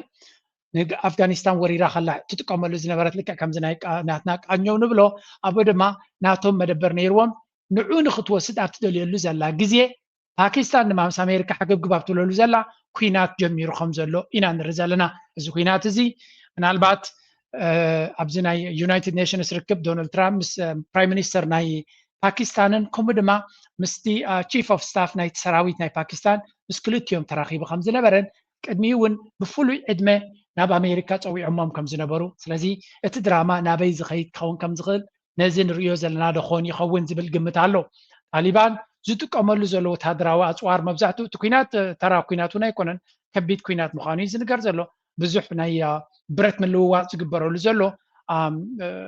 ناي بروباغندا كوينات رادي كونسي حيال زخونه أمونغوتن هجرات كبيت لوود كم استخايدة زنقر زلو زدما باكستان مس هنديك مستوسنه غزي وتهدراوي لوود غير خمس نبرت حجي دما بتقمت على زول مس افغانستان وتهدراوي لوود قدمي عمد ديكلت عمتون مس ايران ون ولا كان حصير معلتات يكون نبر وتهدراوي لوود تغيرو خمس نبرت ذكر سلازي باكستان اب حقوق زلو حجر اب كتباونا بكبيت تقيلا زلو جن دارجا كم باكستان كتري خلها مس تشاينا عبزم دنا زلو مس امريكا صبغ شركنات مس راشا وانطبغ زمدنا زلو ابزوان زدما ببزحات هاجرات صبغ زمدنا نارخ زخيد زلو سلازي از حجز قبرو زلونا بافغانستان ون منالبات نا اجندانا امريكا نمسلا كون كم زغل نا باجندانا هندون انتخونه مس امريكا خوينهم بزح نجر كقبرو زخلو نا اجندا تشاينا ون انتخونه مس تشاينا خوينا من هندي اب مغرقارون تراز اوت هاجر مخانم كمزي اثيوبيا عينت فرس خون زلو باكستان دمانكم عينت أكايدا زلوا هاجرين نرزلنا بتبوتاتي إذا كنا تزنا بيجوز خيرين تاي كونيو نجزيه نقد فخينو أجد داسي معرف نرلنا سلزي كنا تاتنا علمنا نبيجوز يخيد كم زلو ناخد قمتي لازم نقرأكم زلو تي زي كنا تزي أكم زعينة لوود إنها لو خلو نحت حدهم ناتفاتو تخلو أبكالو كنا تات بتدمانا قازا كنا تودي نابلنا خلنا نبي ربنا ملس. With Ukrainian President Vladimir Zelensky, who this morning spoke a second time with President Trump. President Zelensky, thank you so much for joining the Sunday briefing. I want to get your reaction to this peace deal that we're seeing unfold in Gaza. We are watching scenes of celebration that a short while ago seemed impossible. Renewed hope that this is so important, and this is what people will come back home, and so important that ceasefire. بزدما يوكرين دما منالبات كم زنا إسرائيل زقات أمنا دو يقات أمنا خون زبل تمنيت وين كم زلو أمونغو يوكرين راشان زلو كينا دما بزعبي ملك عبز قصلو لزلو كون دخول نحنا خجل نجر نركب نخون زبل تصفاتات كم زلينا نرزلنا سلزي راشا دونالد ترامب نتكوينات ناي راشان يوكرين تطو نخبلي قدام يجندو نيرو نعيك عند حسيب نيرو نساق السلطة كالتن سلزي حجت فوكس تمليسون يوكرين حقيسكا بوكينات دي خجبرو ويس نزنا إسرائيل تطون تيلو لي من الباتون دخون بوتين نبينو كرغبون كل منون يخل خون زبل نريا لنا يوكرين جن أكبت مدرخ كم زلان تكون تادما كم زيلي قتلالو نا يوكرين نا راشان نخي تطون نخيبل حدا أبي انكفاء زخون أنا خريا خلو غير أوروبايو. Andrei, it's good to be back in Kiev, and thank you for the warm welcome. Ukraine has our full backing. This year, the European Union is providing record levels of military support to Ukraine. EU sanctions have already deprived Russia of hundreds of billions of euros to fund its war. We'll soon adopt new measures targeting Russia's energy, finance and trade revenues. Russia's war economy is already weak. We will make it weaker. Inflation exceeds 20%. كم تريوم دلهم زيان أوروبا توب دبلومات كايا كالاسيا ناب كيف ناب يوكرين كيدا again ንዩክሬን ሬከርድ ሌቨል ወታደራዊ ሓገዝ ንገብረላ ኣለና ኢላ ብግልፂ ኮንፊደንት ኮይና ትዛረባላ ዕላማ ድማ ንዩክሬን ኩሉ ዝከኣለና ሓጊዝና ቁጠባ ናይ ዩክሬን ክንዕቢ ክንክላለን ወታደራዊ ዓቕሚ ናይ ዩክሬን ዕቢና ንራሻ ክንስዕር ኣለና ዝብል እዩ ብግምጣሉ ንሕና ንዩክሬን ንሕግዝ ኣለና ቁጠባ ናይ ራሻ ድማ ይመውት ኣሎ ኢንፍሌሽን ዝቕባበሎ ባጀት ናይቲ መንግስቲ ይሓፅር ኣሎ ከባቢ 4 ዓመት ከምዚ ዓይነት ዘረባ ክዘረባ ሓሊፎም ኣሎ at some point at ገለ stage they have to admit ናይ ኤውሮፓ ቁጠባ እውን ሕማቕ ይኸይድ ከም ዘሎ እሞ ናብ ኤውሮፓ ከነተኩር ክንክል ኣለና ቁጠባ ናይ ኤውሮፓ ንምድሓን ክንጎይ ክንክል ኣለና ዝብል ኣተሓሳስባ ክህሉ ይግባኦ ግን nobody seems to care about that ብጉዳይ ናይ ቁጠባ ናይ ኤውሮፓ ብፍላይ እዛ ዲፕሎማትያ እንትርፎ ናይ ኩናትን ዕግርግርን ኣብ ሰላም ክመፅእ ዝኽእል ሽርክነት ይኹን ለውጢ ኣይትጥምቶን እያ ደላ እዚ ድማ ከም ንሪኦ ዘለና ንኤውሮፓ መመሊሱ ኣብቲ ታኼላ ንክትኣቱ እዩ ዝገብራ ዘሎ እምበር ካብቲ ታኼላ ንክትወፅእ ይገብራ የለን at the end of the day ኣብ መወዳእታ እዚ ኩነታት እዚ ንራሻ 3 ዓመትን ፈርቓን ወይ እውን ከባቢ 4 ዓመት ተዋጊኣ ትካተላ ን4 ዓመት ክትቅፅል ንዕርኺ ኢላ እገዳ ድማ 18 ስቴጅስ ምናልባት ሕጂ 10 መበል 10 ደረጃ እውን በፂሕካ ክትከውን ትኽእል ኢኻ 10 ደረጃ በፂሕካ ከለኻ እቲ እገዳ ሽዑ ክሰርሓልካ ዘይከኣለ ሕጂ ብፍሉይ ሰሪሑ ንፑቲን ከውድቐልካ ዝኽእል ኢልካ ምሕሳብ ብግምጣሉ ዩክሬን እናጠፍአ እናህለቐት ሃገር እናዓነወ እናረኣኻ ከለኻ I think at some point ድሕሪት ምልስ ኢሎም ከመይ ጌርና ንሕና ካብዚ ነገር እዚ ኤግዚት ስትራቴጂ ንገብር ዝብል ሓሳብ ክመፅኦም ምተገበየ ግን ናብኡ ዘተኩር መርሕነት ኣብ ኤውሮፓ የለን ኤውሮፓ ድማ ሓንቲ በቃ ብወታደራዊ ዓይነት ጥራይ ክውዳእ ዘለዎ እዚ ኩናት ዝብል ካልኩሌሽን ዝሓዙ ኢና ንርኢ ዘለና ዩክሬን ተስፋና ካብ ፑቲን ካብ ዶናልድ ትራምፕ ኢዱ ኢትዩ ጥራይ ከጥዕነና ዝኽእል ዝብል ገምጋሚ ዘለዎ ንስማዕዮም ወላ ኣብዚ what they did, like with the Iranians and with Iran. We need two things, I think. French President Emmanuel Macron has reappointed Sébastien Lecornu as Prime Minister just days after he quit over political infighting. Lecornu must form a government and present a new budget to a hung parliament by Monday. Divisions over reducing France's sovereign debt have toppled Lecornu's two predecessors. ፍራንስ ኣብ ኣዝዩ ከቢድ መድረክ ከም ዘላ ምክንያት ከም ዘላ ሃገር ዳርጋ ማክሮን ተስፋ ቆሪፅ መስለኒ ኣብ ዝሓለፈ 2 ዓመት ጥራይ ከባቢ 4 ድዮም 5 ፕራይም ሚኒስተራት በፂሖም ኣለው እቲ ሕቶ ድማ ባጀት ናይቲ ሃገር ፈፂንካ ነቲ ህዝቢ ነቲ ፖለቲካ ዝምጥን ባጀት ክትገብር ኣይትኽእል ኢኻ ምስቲ ክውንነት ናይቲ ሃገር ስለዚ ነዚ ለንቀነ ካብ ስርሑ ገዲፍዎ ነቲ ስራሕ በዓለይ ገዲፈዮ ዝበለ ለሚኑ ከም ብሓድሽ መሊስዎ ስልጣኑ ከም ዝርከብ ገይርዎ ኣሎ ምክንያቱ እቲ ሃገር ኣብ ዲቕ ዝበለ ክራይሲስ ተኣቱ ከም ዘላ እዩ ዝንገር ዘሎ ምናልባት ካልእ ባጀት ሒዙ መፅዩ ነቲ ባይቶ ናይቲ ሃገር ክሕጉስ እንተኽኢሉ ምክንያቱ ኩሎም እቶም ፕራይም ሚኒስተራት ኣበዮም ጠጠው ዝብሉ ዘለው ባጀቶም ሒዞሞ ምስ መፁ እዮም ካብ ክቕፅሉ ዘይክእሉ ዘለው እቲ ፀገም ድማ ቁጠባ ናይቲ ሃገር ኣብ ከቢድ መድረክ ስለ ዘሎ ነቲ ከቢድ መድረክ ምስ ረኣኻዮ ንዑ ዝምጥን ፖሊሲ ኢኻ ከተውፅእ ዘለካ ንሳቶም ግን ኣብ ህውተታ ስለ ዘለው ነቲ ክውንነት ክገጥሞ ስለ ዘይከኣሉ ስቲል እዚ ንሪኦ ዘለና እዩ ስለዚ ፈረንሳ ጉዳይ ናታ እናከበደ ይኸይድ ከም ዘሎ ናይ ጀርመን ዝገደደ ናይ ኤውሮፓ ናይ ዓዲ እንግሊዝ ኩሉ ደ ሴም እዩ all of them are in trouble ግን ሰለይ ምባል እዩ ካብዚ ቀፂልና ኣብቲ ጉዳይ ናይ ክልተ ሓራምዝ ናይ መወዳእታ ክፋል ናትና ስለ ዝኾነ The smallest elements shape the world's biggest powers. Rare earth elements are one of them. As China tightens export restrictions on rare earth elements, the US retaliation with 100% tariffs threat goes beyond economics, markets and politics. The US defense sector is heavily dependent on those critical minerals for its advanced weapon systems. China dominates the global supply of rare earths, and that includes controlling more than 90% of the world's processing and refining of rare earth minerals. The Pentagon faces a growing risk to military readiness and supply chain security. ናይቶም ክልተ ጎባልል ሃገራት ኣሜሪካን ቻይናን ዘሎ ወጥሪ ድማ ናብ ዝለዓለ ደረጃ ዝኸደሉ ኣብ ዘሎ ኣሜሪካ ብፍላይ ዶናልድ ትራምፕ ምስ ቻይና ተወዳዲሩ ከዋፅኦ ከም ዘይክእል ፈሊጡ ኣብ ኤክስ ፅሒፍ ኣሎ ሶሪ ኣይትጨነቁ ምስ ቻይና ክረዳዳየ ምስ ዝፈትዎን ዘኽብሮን መራሒ ናይ ቻይና ፕሬዚደንት ሺ ክንረዳዳ ኢና መፍትሒ ክንደሊና ምክንያቱ ቁጠባ ናይ ቻይና ክመውት ኣነ ድማ ቁጠባ ናይ ኣሜሪካ ክመውት ድልየ ስለ ዘይብለይ ተረዳዲና ክንፈትሖ ኢና ብምባል ዳርጋ ስትራቴጂ ከም ዘይነበሮ ኣብ መወዳእታ ናይ ቻይና ስትራቴጂ ከም ዝሰርሐን ንቻይና ኣፈራሪዮም 100% ታሪፍ ወላ 300% ታሪፍ ኢሉ ከስምዖም ከም ዘይክእል ምስ ፈለጠ ክንብርከኽ ጀሚሩ ኣሎ እቲ ሕቶ ድማ ቻይና ሒዛቶ ዘላ ሬር እርስ ነቲ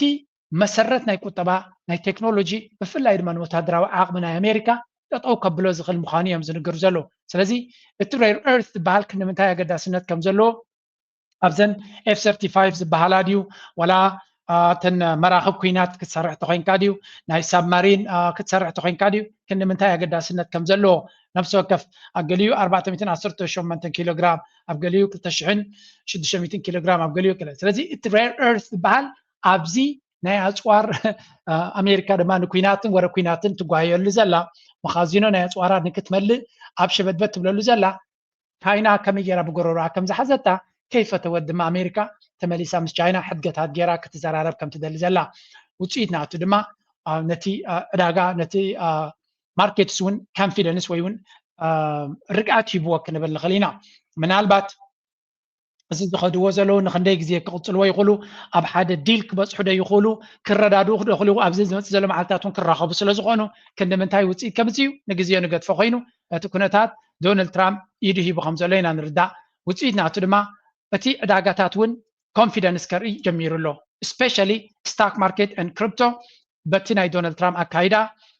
ሰንቢዱ ዕዳጋታት ከም ሕሱም ክራሽ ክገብር ዝፀንሐ ተመሊሱ ናብ ፅቡቅ ከይድሎ ዶናልድ ትራምፕ ገንዘብ ክኸስር ዝፈቱ ሰብ ኣይኮነን ኢለኩም እየ ኣብዚ ሓድሽ ሪፖርት ወፂኡ ዘሎ እንታይ ይብላ ኣሎ ዶናልድ ትራምፕ ክሳብ $870 ሚልዮን ኣብ ክሪፕቶ ኢንቨስት ገይሩ ከም ዘሎ ንሱ ጥራይ ደቁ ድማ ሕሰብዎ ብፍላይ ላዕሊ ዘሎ ዳን ጁኒየር ዝበሃል ወዱ ዳርጋ ብምሉእ ሃብትናቶ ኣብ ክሪፕቶን ቢትኮይንን ከም ዘሎ እቲ ኤሪክ ከምኡ እቲ ንእሽተይ ቆልዓ ታሕቲ ትሪእዎ ዘለኹም ወዲዛ ሕጂ ሰበይቱ ዘላ መንያም ዝብልዋ ኣይደኖ ወዳ ትንሽተይ ማለት እዩ ማልቲ ሚሊዮነር አይ ቲንክ ከባቢ 150 ሚሊዮን ዳርጋ ብክሪፕቶ ይበፅሕ ዘሎ ስለዚ እዚ ክሪፕቶ ዝበሃል ኣብ ስድራ ቤቱ ስምዑ እንታይ ገብር ከም ዘሊ are unaware that behind the scenes the technical backbone of the financial system is decades out of date, many years out of date. You know that. Paul and others are straightening it out, but payments and money transfers are costly and take days or even weeks to clear. Under this bill, the entire ancient system will be eligible for a 21st century upgrade using the state-of-the-art crypto technology. Who would have thought we would have been saying that? ያ ናይ ኣሜሪካ ፕሬዚደንት እዩ ቴክኖሎጂ ናይ ፋይናንስና ናይ ባንክታትናን ኣርኢጉ ዘሎ ግዝዩ ዝሓለፈ እዩ ስለዚ ብክሪፕቶን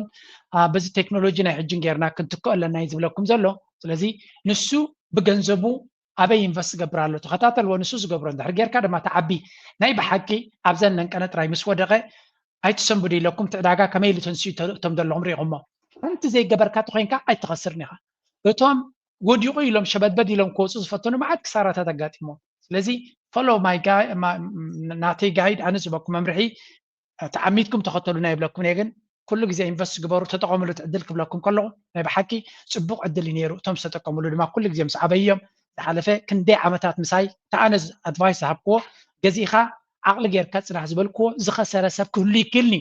እንተኸሲርካ ስለ ዝወፃእካ ካብዘይ ግዝኡ ክትከስር ኣይትኽእልኒ ኢኻ ስቶክ ማርኬት ገዚእኻ ትም እንድሕር ኢልካ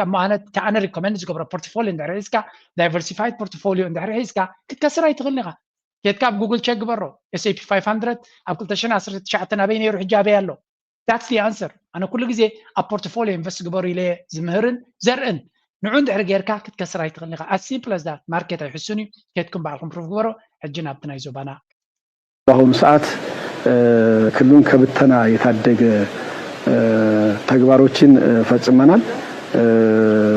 የተመዘገበው ድል ደግሞ ቀላል አለ እስከ ወረዳ አሁን የመንግስት መዋቅር ተዘርግቷል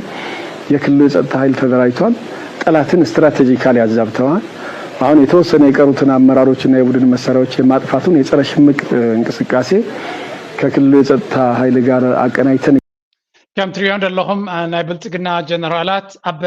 ክልል ኣምሓራ ዘሎ ኩናት ይዕወትሉ ከም ዘለውን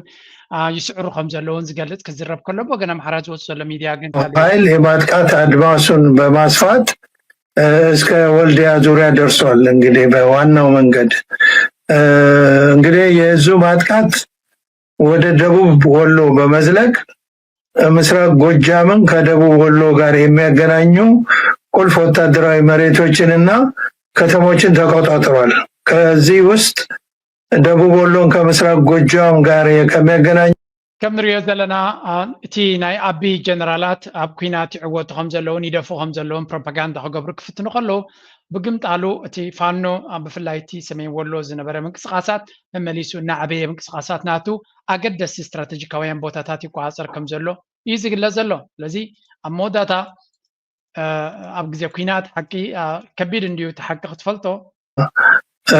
ይህ ማጥቃት ሲታይ ሰሜንና ደቡብ ወሎን ከደቡብ ጎንደርና ከምስራቅ ጎጃም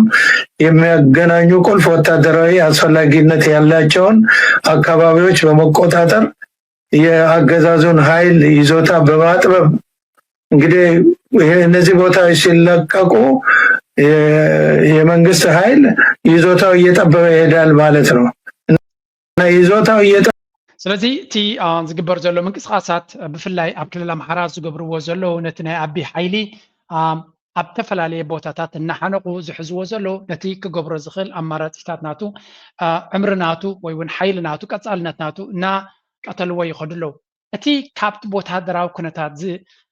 ዝገደደ ፀገም እናኾነ ዝመፅእ ዘሎ ኣብ ኢትዮጵያ እቲ ፓብሊክ ሰንቲመንት እቲ ናይ ህዝቢ ኣተሓሳስባ ብዛዕባ እዚ ኩነታት እሱ ጥራይ ግን ኣይኮነን እቲ ዝዓበየ ፀገም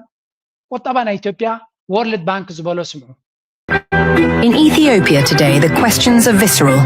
Inflation, food insecurity, conflict, unemployment.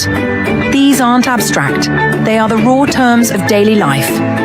A parent agonizes over how to stretch a day's wage. Symbolic debates feel distant when survival is on the line. Scarcity disciplines the imagination, tethering whole societies to what is. In contrast, in abundance-driven societies, people manufacture problems out of possibility. بحبشة إثيوبيا أبي أحمد كم زتري وزلهم بلج زبد سجم سيلي بموسى إثيوبيا نفس بق درجات غير الله بلسجنا يزبنو نابلك من كفتن كله أب رياليتي تكون النتنا يتزبجن فتسيم كامستنسوز جبر زلوا يخيد كم زيلن دخلنا تابعمي أبي إثيوبيا أب record level. The World Bank projects Ethiopia's poverty rate to rise to 43% by 2025, up from 33% يبلغ مالو. سلزي أكتشنا 16 almost كبابك مع 10 عامت دخلنا درجة إثيوبيا 33% نايتي زبينيرو. لومي كف 33% ناب 43% درجة فرق بإثيوبيا 3 مليون دحري لومو كبابي 5 مليون هزبي أبديق زبالة دخلنت بدخلنته دمان تايلهم قال يسوى منيرهم مالتي دايمنشنال ببزح من قد زي ناي مقبي دخلنت كون غل ناي تعنا دخلنت كون غل ناي أمارات كل عينة دخلنت يدقوا عم كم زلوتهم زبي زي وورلد بانك يتمنعوا جنزب زبزلو زوزلو حبريتاي they want to help him but the reality نتزلو كنت كحبوي كلهم due to سلامتاي خهم غينو due to conflict climate shocks economic decline with multi-dimensional poverty affecting 72% of the population. ስለዚህ እንታይም ዝብሉ ዘለው እቲ ድኽነት ኣብሶሉት ድኽነት ኣሎ ካልእ ድማ በብደረጁ ዝጥቃዕ ድኽነት ካሎ ብሓፈሻ ሓደ ካብቲ ምንጭ ናይቲ ድኽነት ዝብልዎ ዘሎ እንታይ እዩ ክላይሜት ሾክስ ናይ ክላይሜት ለውጢ ትዛዕበየ ኮንፍሊክት ኩናት ዕግርግር ድማ እናዓበየ ይኸይድ ኣሎ ስለዚ ዕግርግር እናዓበየ እንድሕር ኸይዱ እቲ ዘሎ ድኽነት ድማ እናበኣሰ ክኸይድ ከም ዝኽእል ኢና ንርኢ ዘለና ስለዚ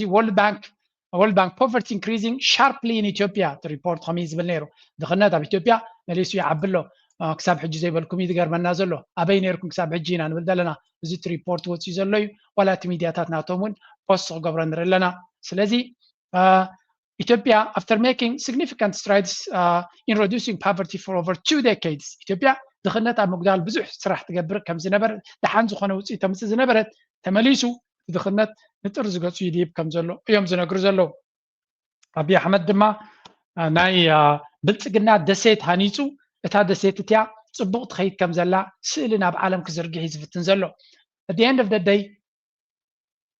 ابي احمد زبلو كبل خليو مانم قطبا زردو سب ግን ነቲ ابي احمد ዝገብሮ ዘሎ ኩነታት ንውሕዳ ሰባት ዘገልግል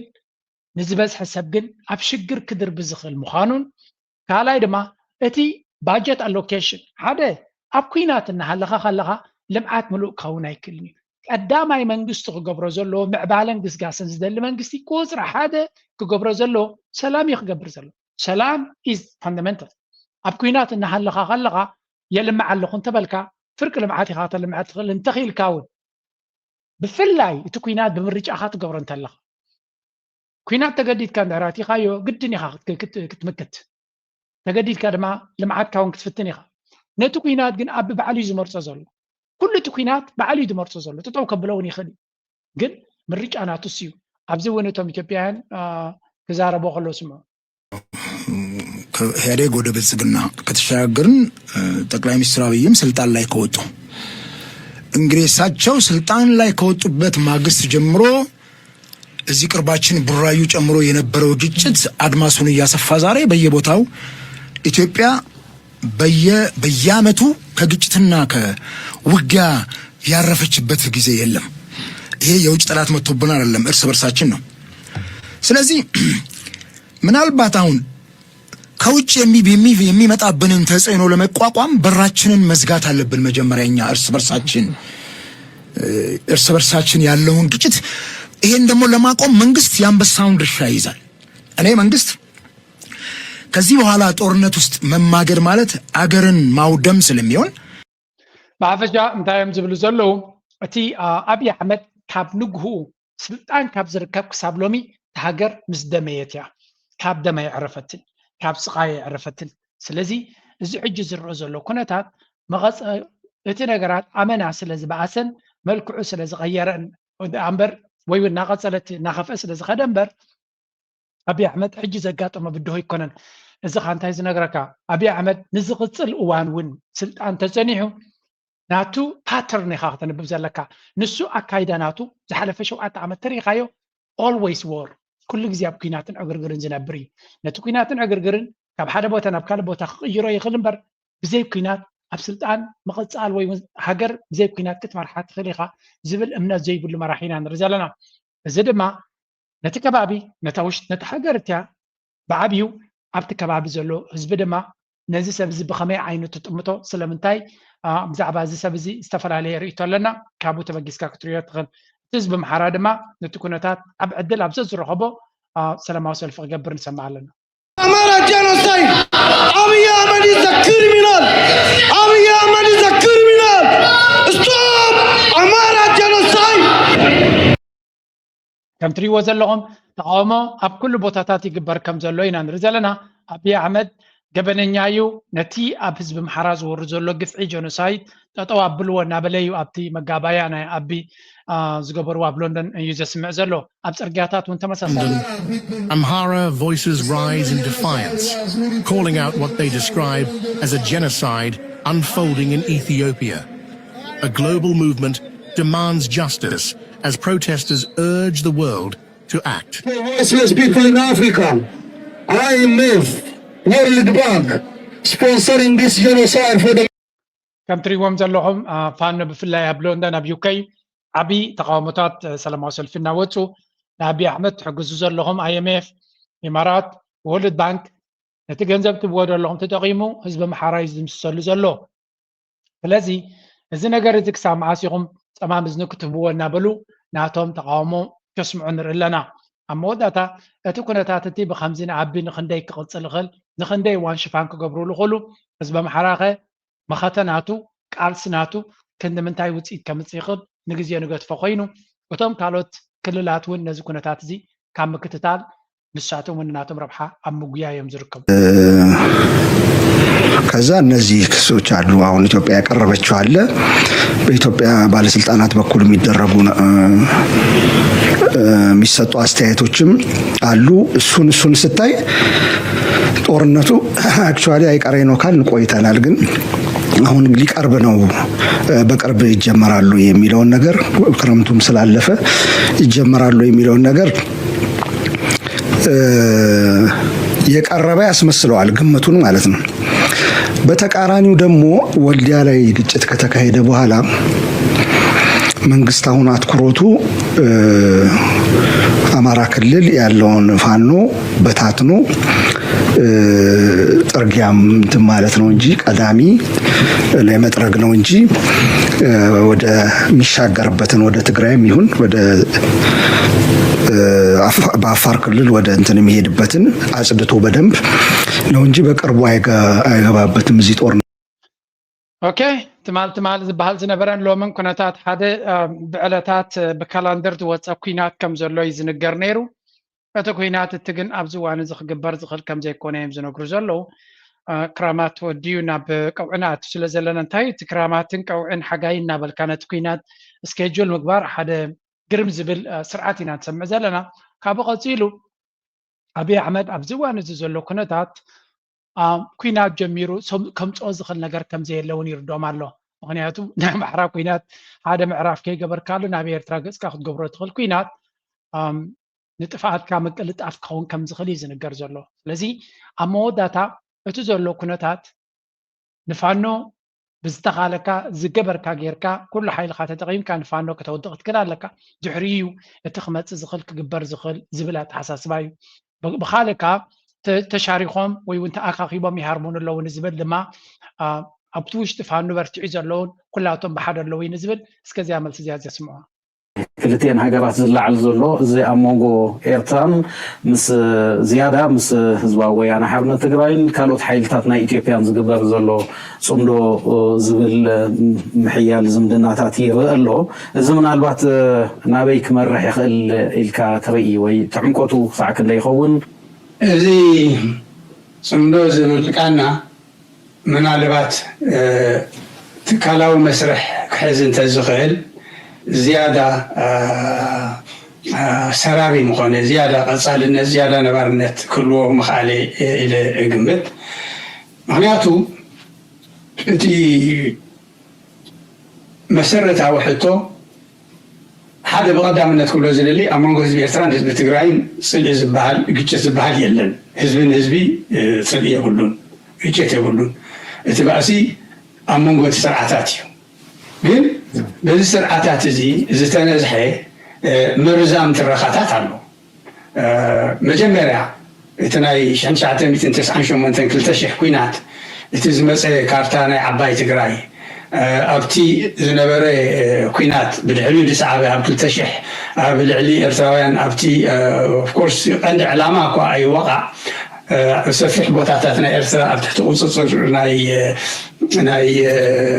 ሽዑ ስርዓት ወያነ ስለዛ ኢሳያስን መለስን ዝነበረ ዝምድና ኣብ መንጎ ክልቲኦም ተሓፂሩ ነይሩ ሕጂ እውን ኣብ መንጎ ኣብን ኢሳያስን ተሓፂሩ ነይሩ ውፅኢቱ ንሪኦ ኣለና ስለዚ ነባርነት ወይ ዘላዕልነት መታን ክህልዎ ትካላዊ መስርዕ እንተዝሕዝ ትካላዊ ክንብል ከለና ቅልዕ እንተነብላ ሓሳብ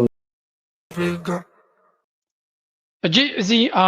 እቲ ፅምዶ ዝበሃል ዘሎ ብዓይኒ ህዝቢ ክረአ ከሎ እቲ ክግበር ዝኽእል ኩነታት እዩ ኣይ ቲንክ እቶም መንእሰያት ዝገብርዎ ዘለው እዩ ብኣርቲፊሻል ኢንቴሊጀንስ ገይሮም ዝገብርዎ ዘለው እቲ ፅምዶ ኣብ ዝተፈላለየ ኩነታት እውን ተዛሪብናሉ ኣለና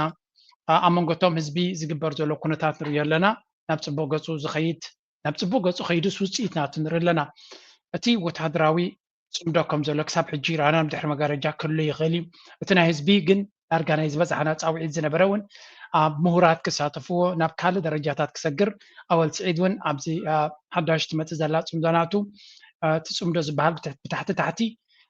ንመዛግብቲ ታሪክ ዝኸውን ምዕራፍ ይከፍት ከም ዘሎ እዩ ዝንገር ዘሎ ስለዚ ስትራቴጂ ናይ ፅምዶ ክንዲ ምንታይ ኣብ ባይታ ውፅኢት ከምፅእ ከም ዝኽኣለን እዚ ናይ ፋኖ ክዛረበና ዝፀንሐ ድማ ልክዕ ነዚ ኩነታት እዚ ከመይ ገይሮም ይርእይዎ ከም ዘለውን እቲ ፅምዶ ነቲ ናይ ዓቢ ካልኩሌሽን ናይ ኩናት ዝነበረ ኮምፕሊትሊ ዚሮ ገይርዎ ናብ ባዶነት ኣትሪፉ ነቲ ኩነታት ክቕይሮ ከም ዝኽኣለ ኢና ንርኢ ዘለና እዚ ኩናት እዚ ሕጂ ኣብ ክልል ኣምሓራ ኣብ ወሎ ክኸውን ወይ እውን ኣብ ወልድያ ክኸውን ኣቢ ዝገብሮ ዘሎ ውፅኢት ናይ ፅምዶ እዩ ብድሕሪ መጋረጃ ዝተገበረ ፅምዶ ክህሉ ይኽእል ብዘየገድስ ኣቢ ኣብዚ እዋን እዚ ናብ ኤርትራ እንደራ ክገብር ይሓሲቡ ነይሩ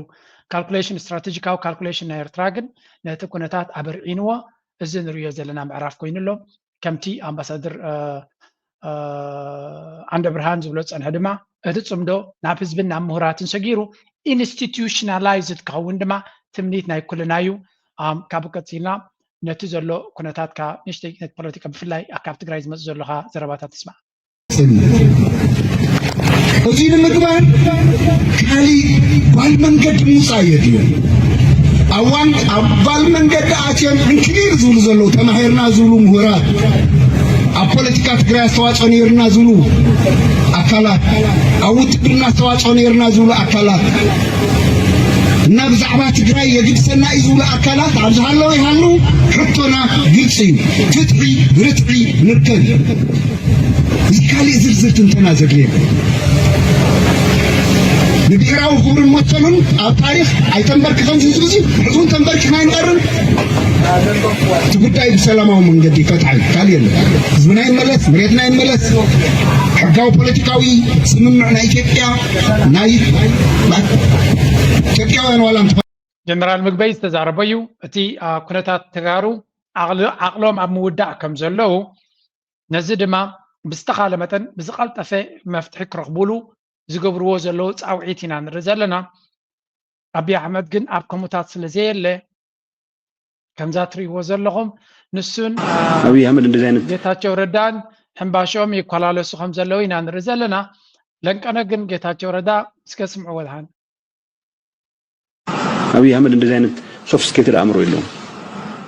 የረባ ትምህርት የተማረ ሰው አይደለም በጫጫታ በሆይ ሆይታ እናቴ ነገረችኝ ያለውን ትንግርት ተግባር ያደርጋል ብሎ ንጉስ ለመሆን የሚታትር ሰው ነው ስለዚህ ጠቅላይ ሚኒስትር እንኳን ግለ ታሪኮን አልጻፉ ጌታቸው ረዳ በቸም ጉድ ይረኺብ ዘሎ ኩላታ ድፈርሃ ዝነበረት ያ ትኾነሉ ዘላ ያም ዝብሉ ዘሎ አብይ አሕመድ ሓደ ኣብዘይ ግቦ ቦታ ዘሎ ካብ ሰብ ለቃሕ ወሲዱ ካብቶም አለቃሕቱ ንኻሃድም ተለቅሑ ብሽክሌታ ገይሩ ቡገይር ክሓድም ዝፍትን ዓይነት መራሒ ኢልዎ ስለዚ እዚ ንሪኦ ዘለና ትማሊ ከም ትብል ነርካ ሎሚ ምዝ ክትሰርሕ ሳዕ ክንደይ ፈተና ምዃኑ እዩ ዝንገር ዘሎ ብሓፈሻ ንበዓል ጌታቸው ረዳ እዚ ናይ አብይ አሕመድ ግን ገለ ነገራት ኣሎ ዘሰንብደካ እንታይ ምዃኑ ፀገሙ ናነ ይርዳእንን እዩ ሕጂ ለንቀና ሓዳሽ ቪድዮ ወፂ ኣላ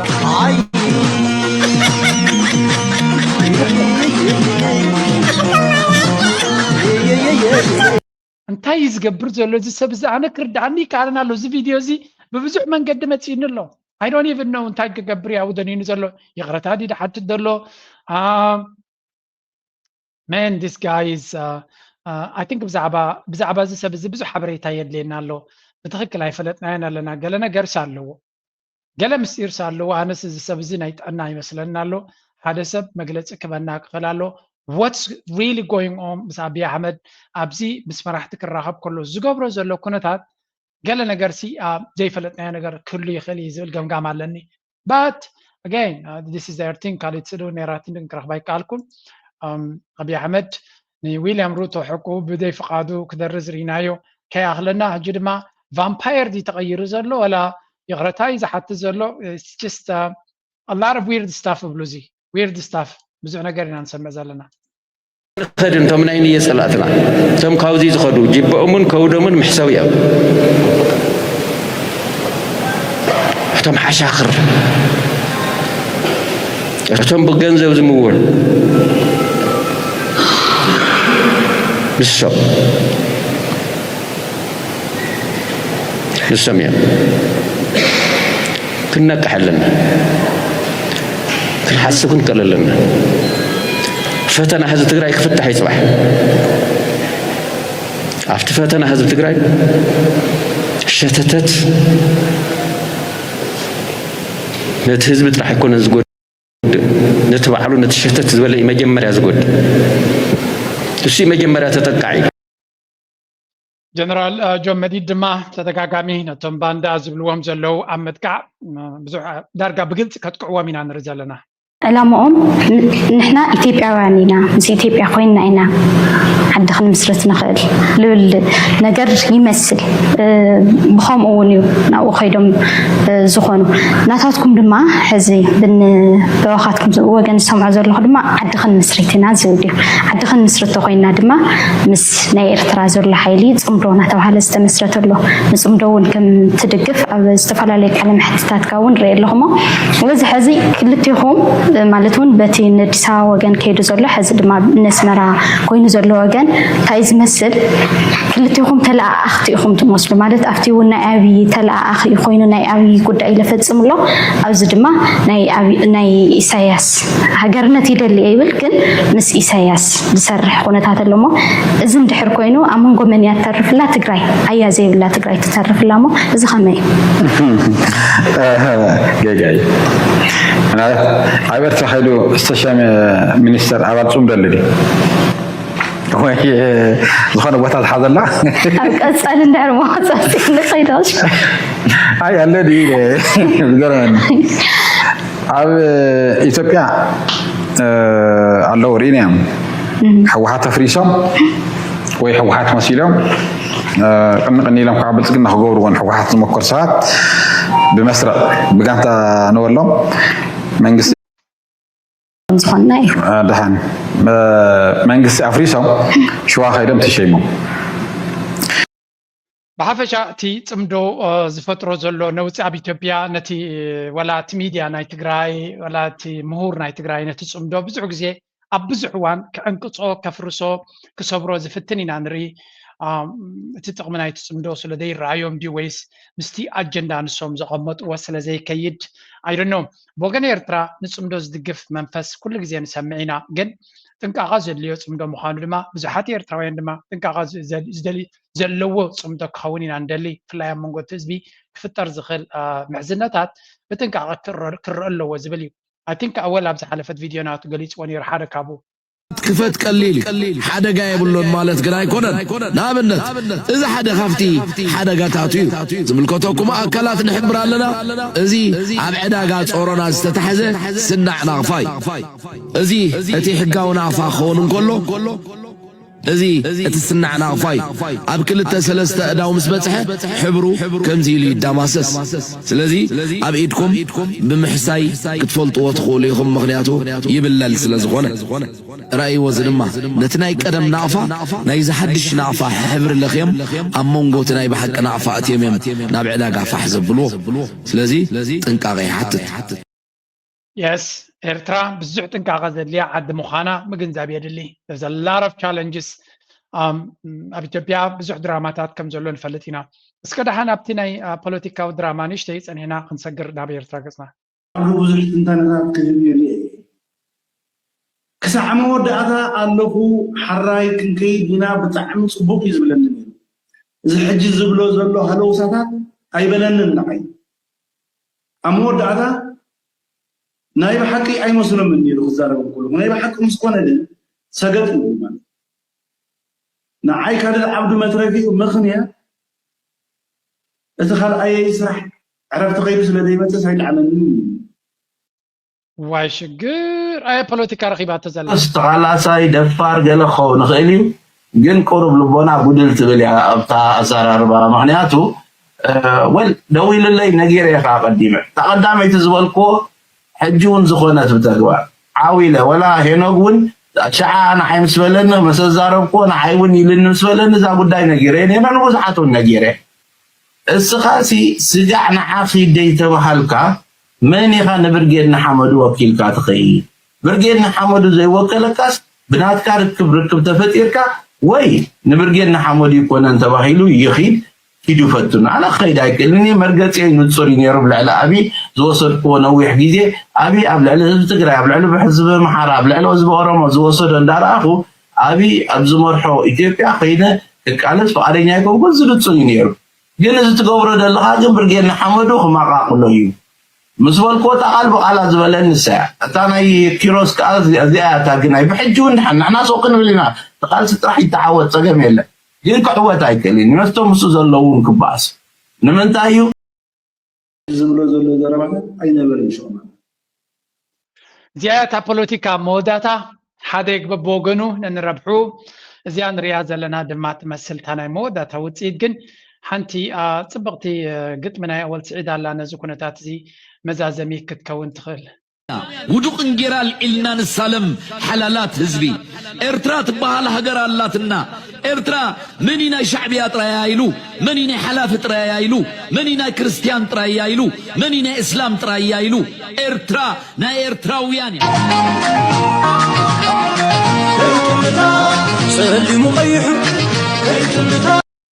ናይ ብሓቂ ደስ ተብል ግጥሚያ ከምዚኣ ገይሮም ነዚኣ እዞም መንእሰያት ናሽቱ ደቅና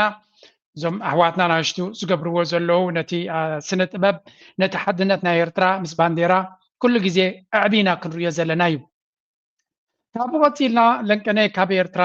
ዝወፀት ቪድዮ እውን ኣላ ማለት ካብ ኤርትራ ዝወፀት ኣላ ካብ ፊያት ታሌሮ ምናልባት ትሪኢኹማ እንተለኹም this is something ካብ ኤርትራ ብዓብይታ ቪድዮ ደንጉያ ክትወፅእ ከም ዝትሪኦ ዘለኹም ናይ ቱሪዝም ኣብቲ ፊያት ታሌሮ ኣብ ላዕሊ ኮይኖም ዝገበርዎ ቪድዮ ኢና ንርኢ ዘለና በስመራ እቲ ፊያት ዝበሃል ኣብ ጎደና ሰማዕታት ይመስለኒ ኣስመራ ትፈልጥዎ ኢኹም ናይ ብሓቂ ገለ ካብቶም ብዩኔስኮ ዝተመዝገበ ናይ ወርልድ ሄሪቴጅ ውርሻ ናይ ዓለምና ታሪኻዊ ውርሻ ህንፃታት ናይ ውርሻ ተባሂሎም ካብ ዝርቅሑ እዩ ስለዚ it's so beautiful ነዚ ቪድዮ እዚ ብዝፀበቐ መንገዲ ክሰዱልና ምናልባት እዚ ንሪኦ ዘለና ኣብዚያ መልስማዕ ናብ ኤርትራ ናብ ኩለን ሃገራት ኣፍሪካ ድሕሪ ምብፃሕ እየ ከይደ ብድሕሪ ኤርትራ ናብ ሊብያ ጥራይ ከይደ ንምድንጓይ ዝተፈላለየ ምክንያታት ነይርዎ እዩ ቪዛ ቅልጢፍካ ዘይምርካቡ ነይሩ ብዛዕባ ህዝቢ ኤርትራ ብዙሕ ኣፍልጦ ስለ ዘይነበረኒ ብዙሕ ክግምት ኣይከኣል However, I had friends who had visited who really said great things about it and I asked them why and they ግን ሓደ ዝፈልጦ ሰብ ነይሩ ቀዲሙ ናብ ኤርትራ ዝበፅሐ ካብ ኣፍሪካ ዝተፈልየ ዓዲኻ ተዮ ንሱ ግን በዓልኻ ኸይድካ ምርኣይ ሕሸካ ምስ በለኒ በዓለይ በፂሐ That's actually my slogan of my channel, see for yourself. እዛ ትሪኣ ዘለኻ ስሎጋን ካብኡ ዝመፀት እያ በዓልኻ ምርኣይ ዝብል ቴማ ሒዘ ኣለኹ ነቲ ዝብሎ ክነብሮ ስለ ዘለኒ ከዓ ኣብ ኩሉ እየ ዝኸይድ ሓቂ ሓይሽ ክብገስ ከለኹ ንፁር መደብ ነይሩ ንኽብል ኣይክእልን ኣብቲ ከባቢ ምስ በፃሕኩ ዘጋጥመኒ ክገብር ወሲነ ወፈልጥ እየ ህዝቢ ናይቲ ከባቢ ብዙሕ ቁሉዕ ኣይኮነን ምናልባት እውን እንታይ ከም ዘጋጥመካ ኣይትፈልጥን ኢኻ ምናልባት እውን ናይ ፀጥታ ፀገም ይህልዎ ኸውን ይብል ነይረ ናብ ብዙሕ ቦታ ስለ ዝኸይድ ከዓ ብዙሕ ኣይተሰከፍኩን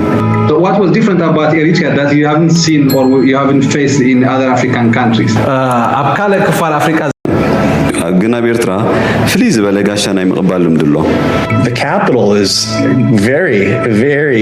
extremely unique. ካልእ ዘገርም ናይታ ዋና ከተማ እዩ ካብ ኣፍሪካ ፍሊት እያ ኣዝያ ፍሊት ኣብታ ከተማ ስታርባክስ ወይ ማክዶናልድ ወይ ከምኡ ዝኣመሰለ የለን ብሓደ ወገን ብጣዕሚ ደስ ዝብለካ McDonald's or any of those places there. Amazing. Now ከምዚ ንሪኦ ዘለና እቲ ዘለና ብልጫታት ፅባቐ ኩነታት ናትና ኩሉ ብግምት ኢኻ ኤርትራ ብዙሕ ፖቴንሻል ናይ ቱሪዝም ዘለዋ ሃገር ምዃና ዩኒክነስ ናታ ወላ ብዙሕ ቴክኖሎጂ ጎዲልዋ እቶም ዝለመድናዮም ናይ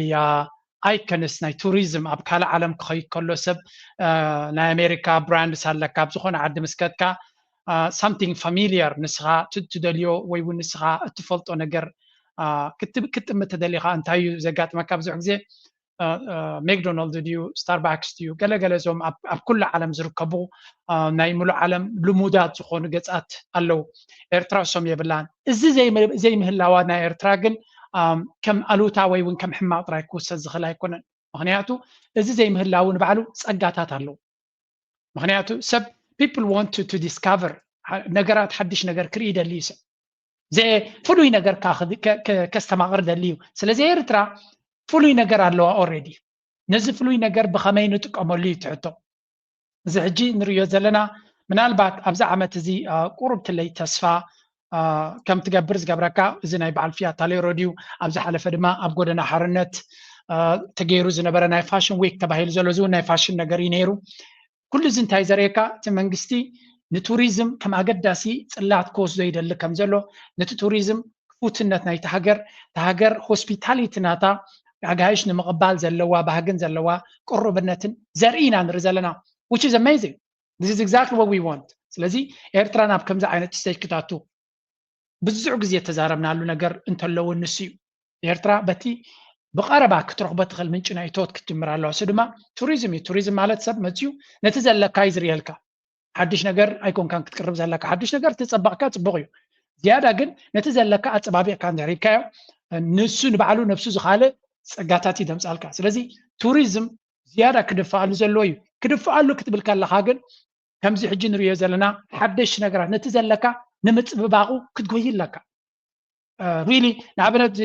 ፊያት ታሌሮ ኣነ ናተይ መረዳእታ ዝነግረኩም ዘለኹ እዚ ጽቡቅ ጌርካ ሜንቴን ተገርካ ሓደ ብዙሓት ሰባት ተደይቦሞ ሓደጋ ክወጥቀ ይኽእል እዩ ኣረጊት ገዛ ስለ ዝኾነ ግን ነዚ ጽቡቅ ጌርካ ቁሩብ ትለይ ገና እንተጌርካሉ ሰብ ብዶላር ከፊልካ ኣትዎ ይኽእል it's as simple as that